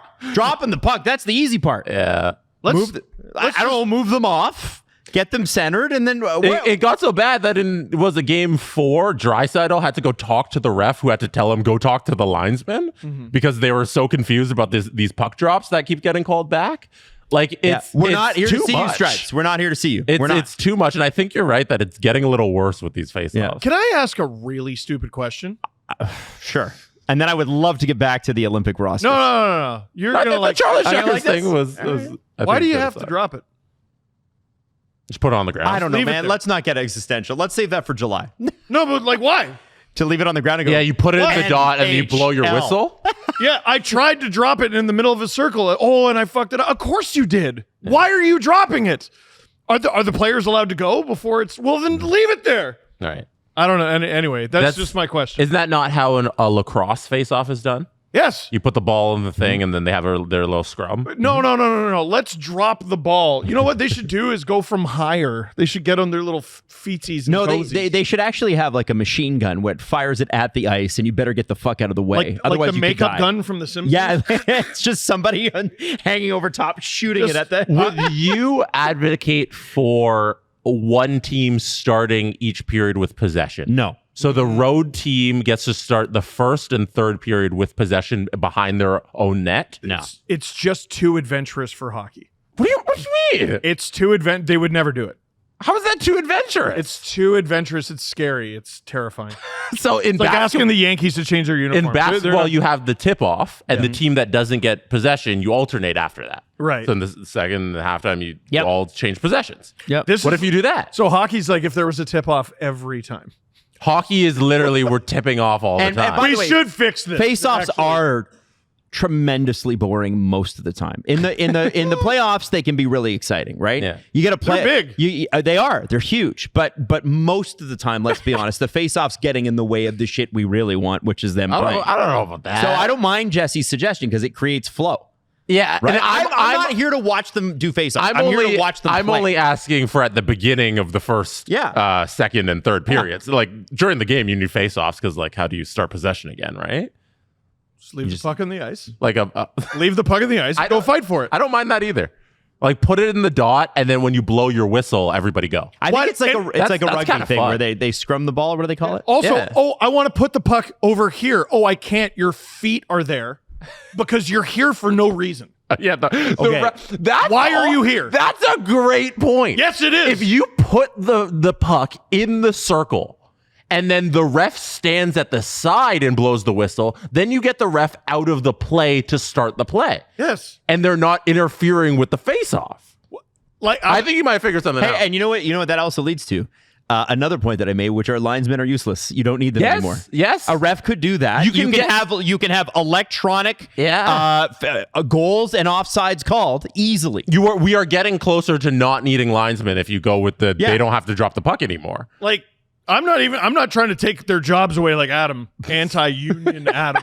No, make them into Adam all hates refs. unions. They can just all be refs. Yeah. No, I don't know. What do you? We're about to go with our sticks, and you're standing right You're here. standing Go here. away. Yeah. Anyway. I also having less bodies on the ice is probably a good thing. Yeah. I overall. have been saying that. Yeah. They've got almost an entire extra line of people out there. You're standing right here. Okay, guess I'll try to win it this way then. Get out of the way. Why are you here? It's a good point. Could they have a thing that lifts the puck up from underneath the Yes, ice? Like you Disney could. World? You could Now invent you're that. cooking with Yeah. me. But You know? I don't think it'd be able to get away fast enough for them not to injure themselves. Yeah. You know, I think we go back to the puck cannon. So somebody is hanging above the ice and then fires the cannon at you, and you better, if you get hit, you're probably going to get injured. But that's how you should do face-off. And the More problems, violence. the problems are the same problems. You just yell at the guy from a few feet away. Hey, back up. Why are you right Columbus there? just fires the puck out of their cannon to somewhere on the ice. There you go. honestly, if face-offs were done from a top-down drop from center ice, It'd make more sense. it'd make more sense. So the thing, they always keep calling back these face-offs in the Stanley Cup Finals because they're saying the puck's not hitting the ice. I don't think it should hit the ice. Like if you time it so that when the guy's dropping it and you get your puck like right midair while it's coming down, why is that not a the fair thought is that face-off? it's not in play until it touches the ice. Have it come down Plinko style, and you don't know where it's going to land. all right. Anyway, A top-down- Latvia looks pretty good. A top-down cannon might make sense. Latvia Finland. looks great, man. Finland's team looks amazing. Rantanen, Aho, Barkov, Saros, Heiskin, and Lindell. Yikes. And that's, you're like, well, they left off this great Finnish player. Don't worry, they'll be on the team. It's okay. Yes. Sweden, Nylander, Kempe, Hedman. Which Nylander? This is important. William. Okay. Although Alex could probably, be No. there as a sub. No. Hedman, Raymond, Dahlin, Landeskog. That one was surprising. It's a great story. And I mean, listen, they're doing this to generate buzz. Yep. And that's a great story. Yep. What are you doing? I'm looking at the names for Team Italia. Oh, there you go. Okay, all right. Because they did it sideways for some We got reason. Luca Zanata, Yeah, and then Adam. Thomas Larkin, and then You got to get them. Adam, let me hear the music in his name. Thomas Larkin. Thomas Oh. Larkin of the Shawinigan Wild Wings. you know what drives me crazy too? It's the way that they did the graphic is the first name's one way, the last name is the other way. So There's a Shawinigan you know, you in can just Germany? pull up like the no, list. I of won't. the- I'm doing you it this way, Jesse. Diego You know, they printed a list. Costner. Can I be a very ignorant Canadian for a minute? There's a Shawinigan in Germany? No, it's Shawinigan. Shawinigan. That's what I just said. Yeah, Shawinigan. It's a German team he Oh. plays for. Oh, Yeah, the Wild The Wings. Shawinigan Wild Wings. Oh, there you go. All right. What? I don't know. That or it's a senior Can we men's just league get in through Quebec. these fucking names, All right, man? fine. Holy shit! That's what we're doing. All right, now here's an Italian name. I'm looking at it. It's Daniel. Okay, all right, but it's Mantenuto. Mantenuto of Bolzano in Austria. Damien Clara. Yeah, there are a lot of Italians in Austria, though. Tommy. Is that a thing? Yeah, Oh, okay. yeah, of course they are. I don't know, man. I'm not from there. Oh my god. Damn. Tommy Perdeller. German Perdeller. Perdeller? I don't know who he plays for. The Val Pusatari's Wolves. Oh, the Pusatari's Wolves. That's a local, Hysteria. that's a local Toronto joke for anybody. Yeah, and that from store the is out of neighborhood. business. Yeah. Hey, Czechia. So Might have an easier time with this one. hilariously, Alan Walsh client. yeah, none of them are noted Alan Walsh None? clients because Paterka is also not on that list, but we'll get to it later. He's Alan fell off. Pasternak, Nietzsche, Zaka, Gudis, Dostal, Palat. My boy Andre. Two ducks. Yeah, Gudis was the captain of Czechia when they won the World Championship, so that's where that comes from. Two ducks, two Bruins. Switzerland's team is pretty stacked too, and that is so nice to hear. There's another yeah. emerging incredible country. Yossi, Heischer, Siegenthaler, Meyer, Fiala, Niederreiter. Three Devils. Oh, team Switzerland are the Devils. Like, listen, growing up, there wouldn't have been 6 NHL players on a lot of these teams. No. Now, shall we get to Deutschland? Über alles? Yes. Draisaitl, Stützle, Seider, Grubauer, Sturm, and Nico Lucas Sturm. Lucas Reichel.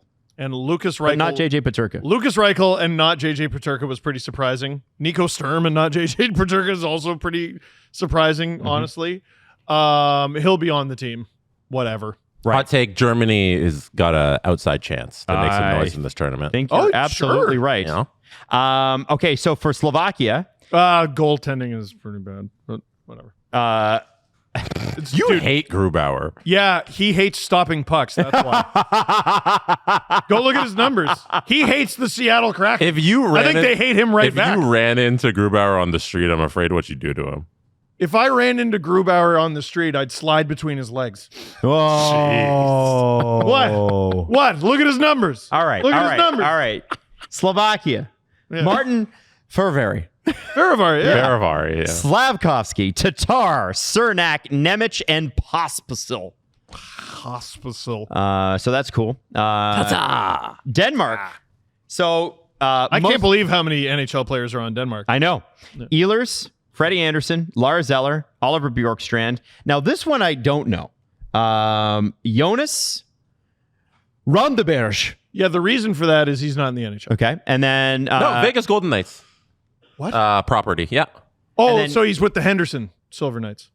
I assume, yes. I haven't seen him in the NHL. His name on the list they released, his name Oh. next to it is Vegas Golden Knights. I did not know So that. He's in, Okay. their, he's I in their stand- system somewhere. he's I marked stand on. corrected. Jesper Jensen Abo is the other guy. Who is not on an NHL team. He's from Yo, the Klagenfurt. the huge- Klagenfurt AC. Huge representation from the Austrian league. Yo, the Yeah, the Austrian League's good. Austrian League's got a lot of players here. Now, Team France. Okay. Cristobal Huet. Alexandre Texier, Yes. who we know. Pierre-Edouard Bellemare, who actually played really, really well at the World Championships this year. France was good. He could still probably be in the NHL if he wanted to be. Now, it's Jordan Perret. Jordan Perret, yeah. Uh-huh. Jordan Power. And not then to there's- be confused with Cedric. Johan Atuvio. I know that name. Atuviu? I know that name, and you're Atuviu? butchering it. Atuviu? Atuviu. Okay. I don't know. I don't remember who he used to play for, but he used to be in the NHL. Hugo Gallet and Jules. I need Julian here. Bosk, B-O-S-C-Q. Bosk. Oh, Bosk. Who I played thought it was for the Bosco. Iowa Heartlanders of the ECHL. There you go.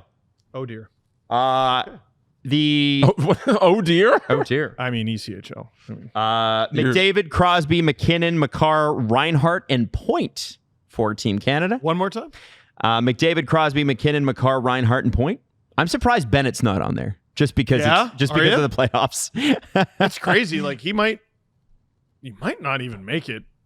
I know. He was on the Four Nations team. Come on, and scored in the final. Yeah, he's gonna And make scored it. in the final. Yeah. He'll be there. So that's who we have. Marchand's a fascinating one. We don't have Team USA yet. Marchand looked like, Unless you okay, do. this is his last hurrah with Team Canada. Yep. And he's gotten better since. And Yeah. they won. So, I don't know. You kind of got to bring him back, don't you? I think so. 20 minutes away from Team USA. Okay. Well, we won't be recording in 20 minutes, but I'm sure it looks something like this. Hughes, Matthews, Kachuk, and Hellebuck. No. Matthews, Oh, that's a good one. nice. Stolers. Pacioretty. By the way, Stoller Oh. should have an outside shot. He should. Outside. He should. Well, You got Hellebuck, Ottinger. Ottinger. And who was the their third? third? It was good. Swayman. Swayman. That's a good list. I don't think Stollers has a shot.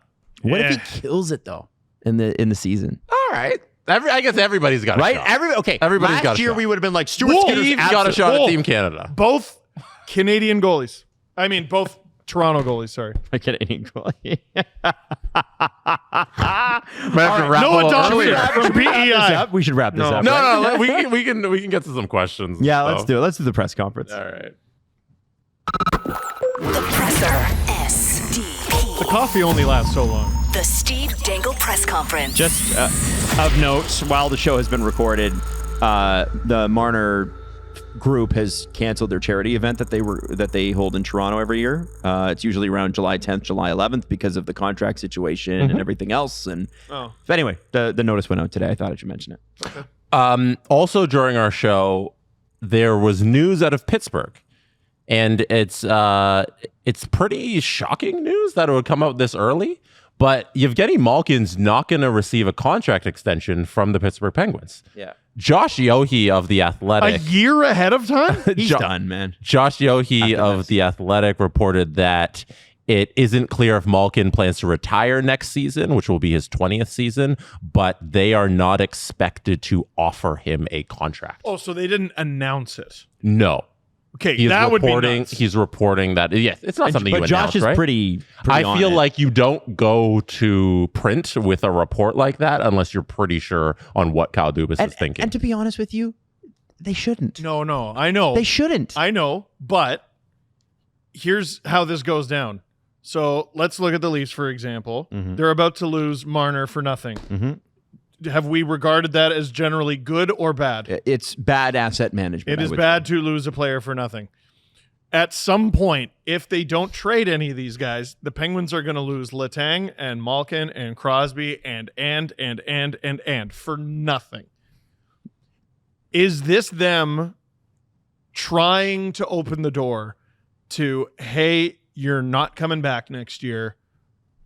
Let's get something for you on the way out the door and get you a chance to win. I think so. Why wouldn't it be? Listen, respectfully, I love, there is something romantic about the idea of somebody spending their entire career with the team. Yes. But if it doesn't happen, does anybody look at Ray Bourque like he wasn't a good player? Was anybody unhappy that Ray Bourque won that cup with the Avalanche? No. The mayor Is of Boston invited him to have a parade for himself. Is Rob Blake not a good LA King because he went deep with the Colorado Avalanche? He won. He won with the Yeah. Avalanche. So he went and he won his cup with the Avalanche too. Is he not a good LA King? Yes. Like, That's I mean, how that come on. works. I feel like at a certain point, listen, I understand there's some sensitivity with that with Penguins fans and that sort of thing.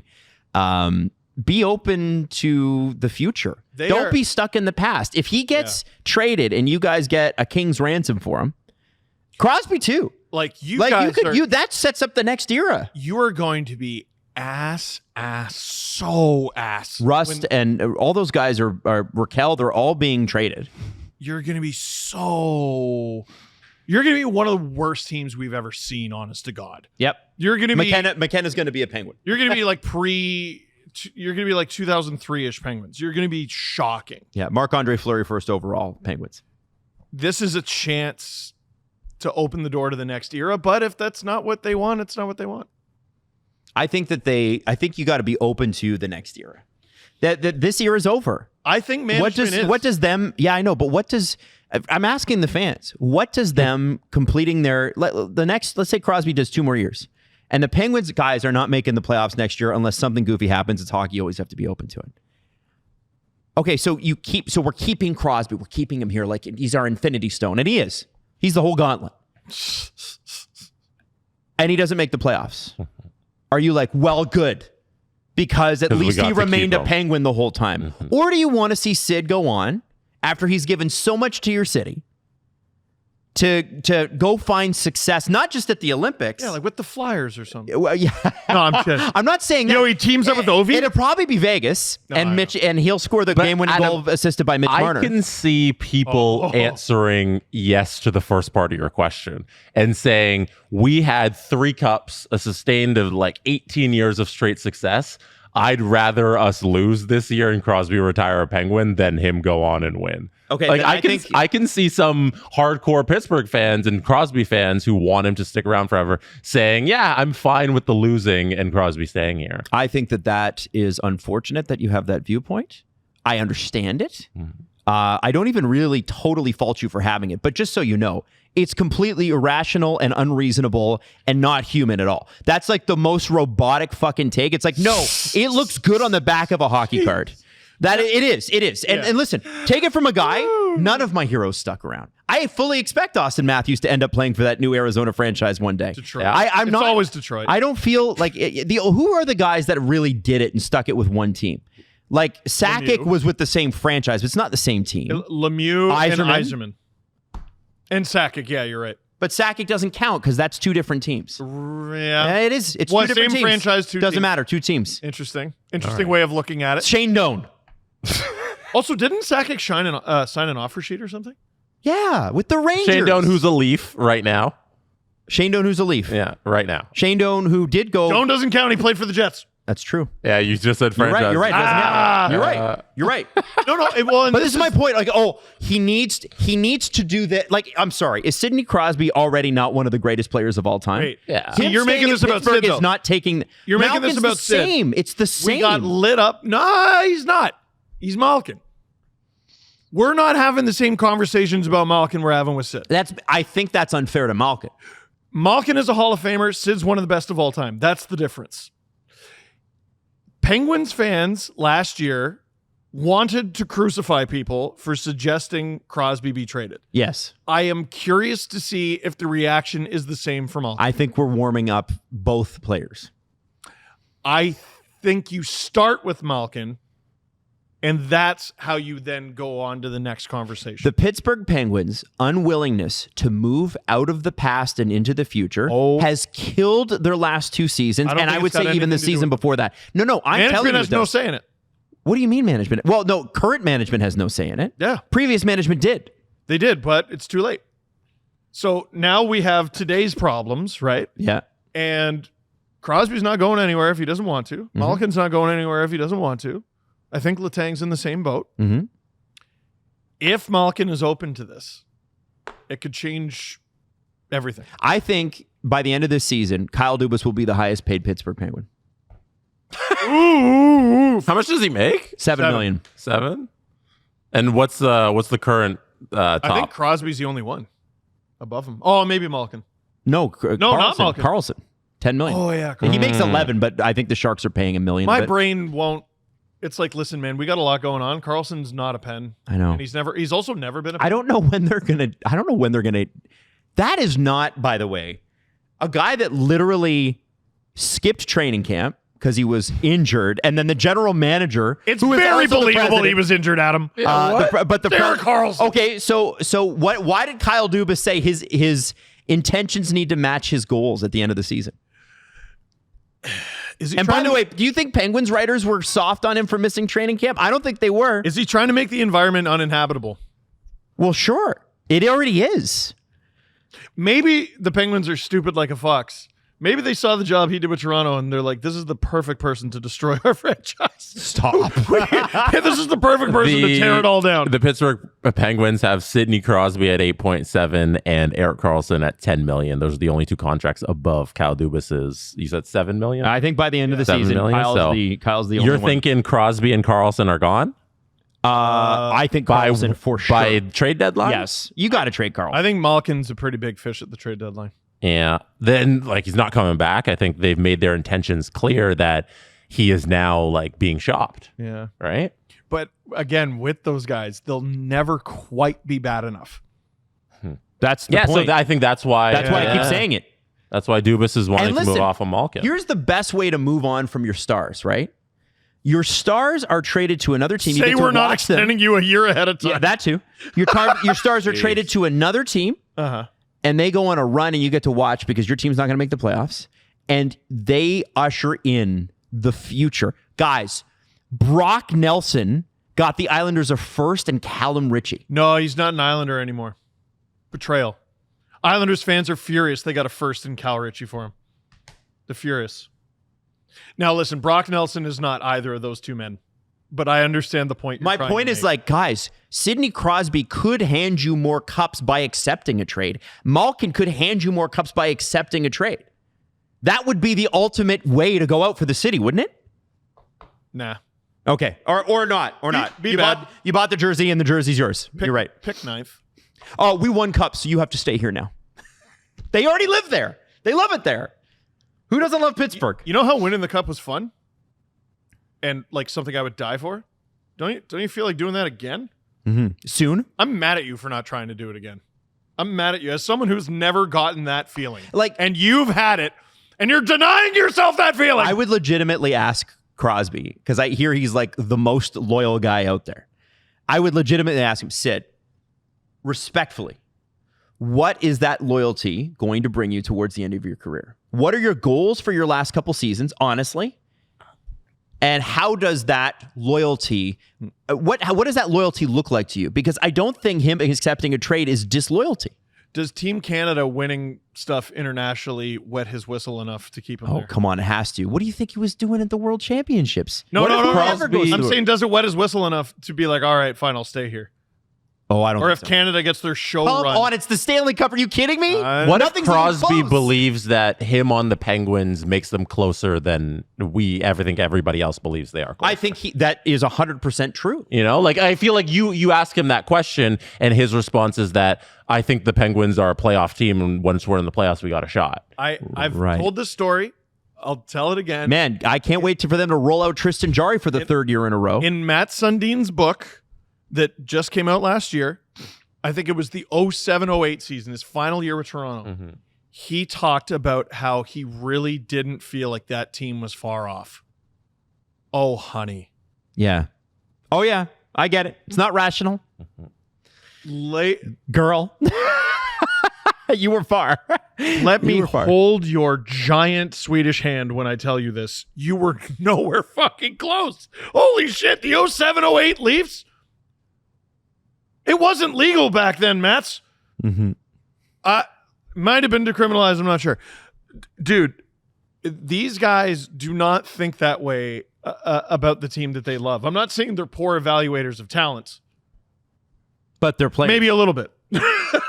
They're players. That's why you don't want players running teams, right? Yeah, man. Yeah. Anyway, to me, this is pretty nakedly setting the stage for And I think it'll trading be Malkin. Malkin will be first, and I bet Letang is second, and then ultimately it'll come to Crosby. That's what I think is going to happen. Oh boy! But I think you got to trade Malkin Letang first to warm people up. The Letang thing is dicey because Letang is signed for 3 more seasons. That's $6.1 million. And he's 38 years old. That was such a bad signing. I Burke don't and Hextall know. wrecked this franchise for half a decade. I don't know who's taken that. Would you take him at 3? Would you take him at half? You can't retain on that contract. Yeah, if you're Pittsburgh, like I don't know what to do there. You're a team like Toronto. You need a puck-moving defenseman. You need him to retire after next season. I need 2 firsts to retain on that deal, Yeah. retain half, Yeah. I need 2 first. And if you're the team who's taken him, you need to bank on that he's not playing 27-28 at 41 for $6.1 million. If we go deep in the playoffs, he's playing 14 minutes. Yeah. Like, Like, holy shit. how much of Letang is left? Great question. I think he's we still haven't pretty seen good. him, in like a high stakes scenario for quite some time. Right. Well, except that one regular season game against Chicago when the Penguins completely shit themselves and missed the playoffs. 30 points in 74 games. It's I don't not know bad. if he was in that game, but It's not bad. It's not Chris Letang prime. how's What his, do you got? how's his 30 defense? points? I mean, it's good. How's his defense? How is his defense? It's probably better That's than what, Carlson. like, I Well, don't know. that's like saying I can outrun your kid. Damn. What are we talking about? I don't know. Listen.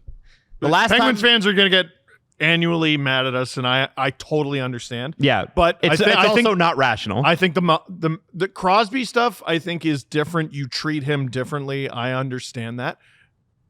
They're trading Malkin yeah. if he wants to go. They're trying to set the table for trading Malkin. There you go. Okay, Jesse. Other Last thing, we'll end on this quickly as a quickie Kiki? because Nikki You want it back? wrote in. Probably off topic, but how about that Rafael Devers trade? This isn't that off topic of the topic where we are right now because of the Pittsburgh Penguins who own the Boston Red Sox as well as the Pittsburgh Penguins as well as Liverpool FC who just won the Premier League over in the Premier League. Yep.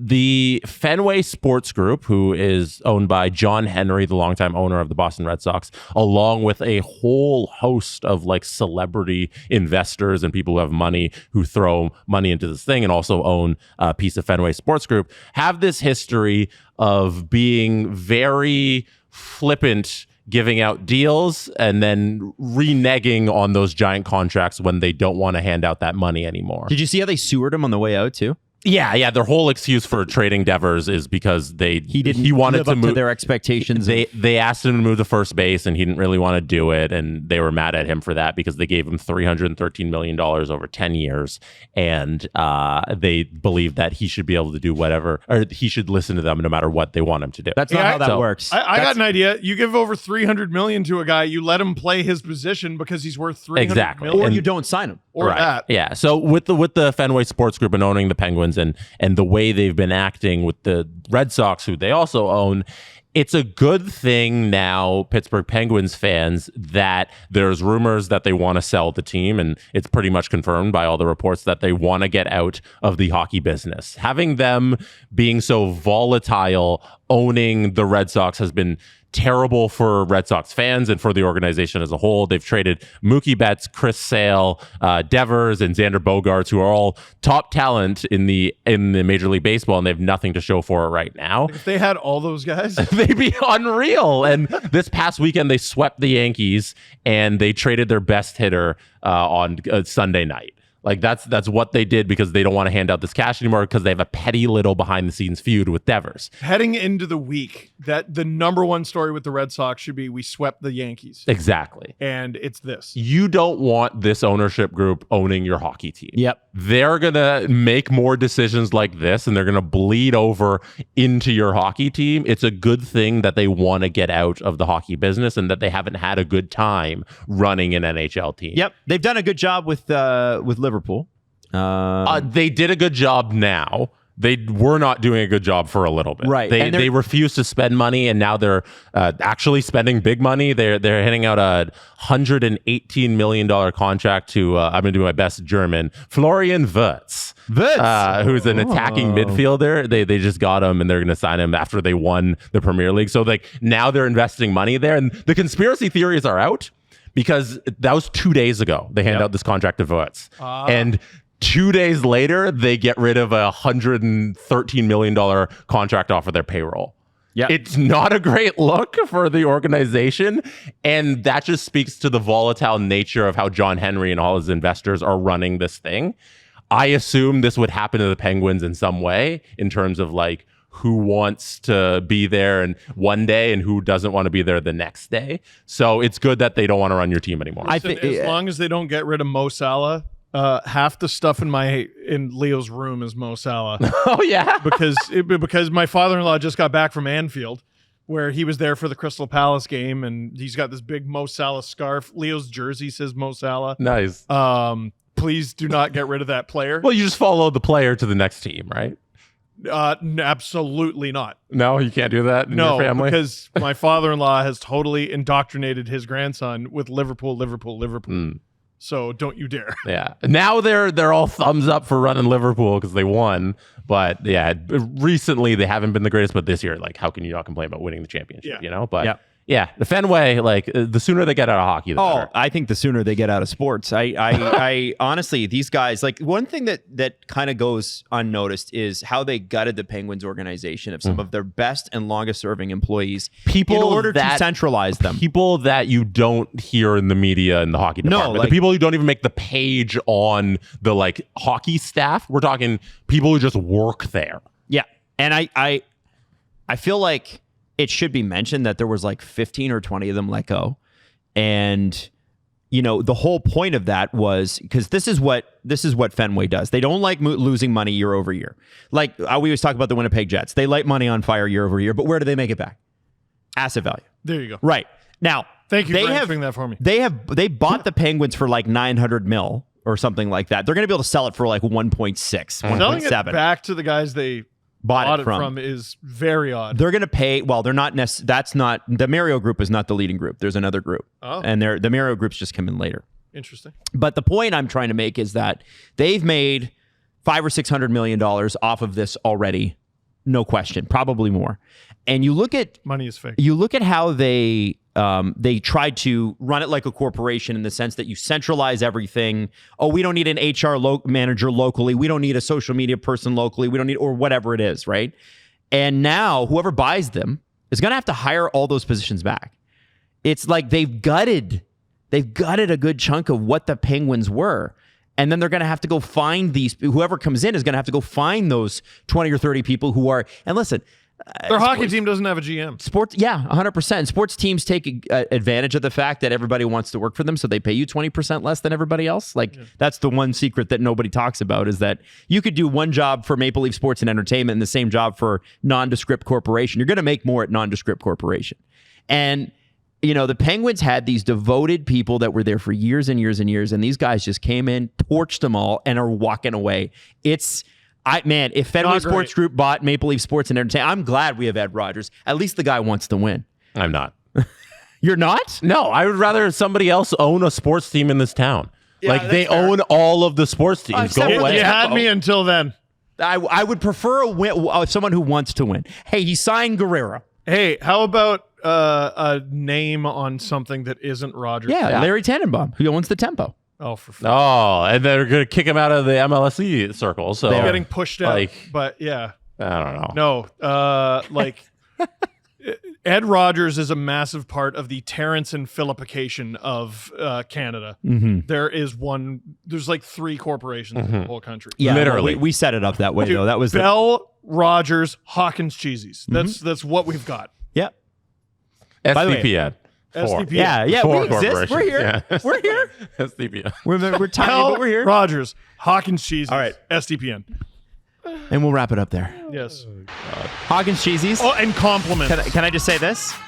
Yeah, Galen Weston. I'll beat the shit out of you, Adam Wilde. Don't you dare. On the cheesy scale, they're the best one, but cheesies suck. There you go. Weird. Cheesies are terrible. Taking my MVP trophy and going home. The Steve Dangle Podcast. Follow the guys on Twitter at Steve_Dangle, at Adam WYLDE, and at Jesse Blake.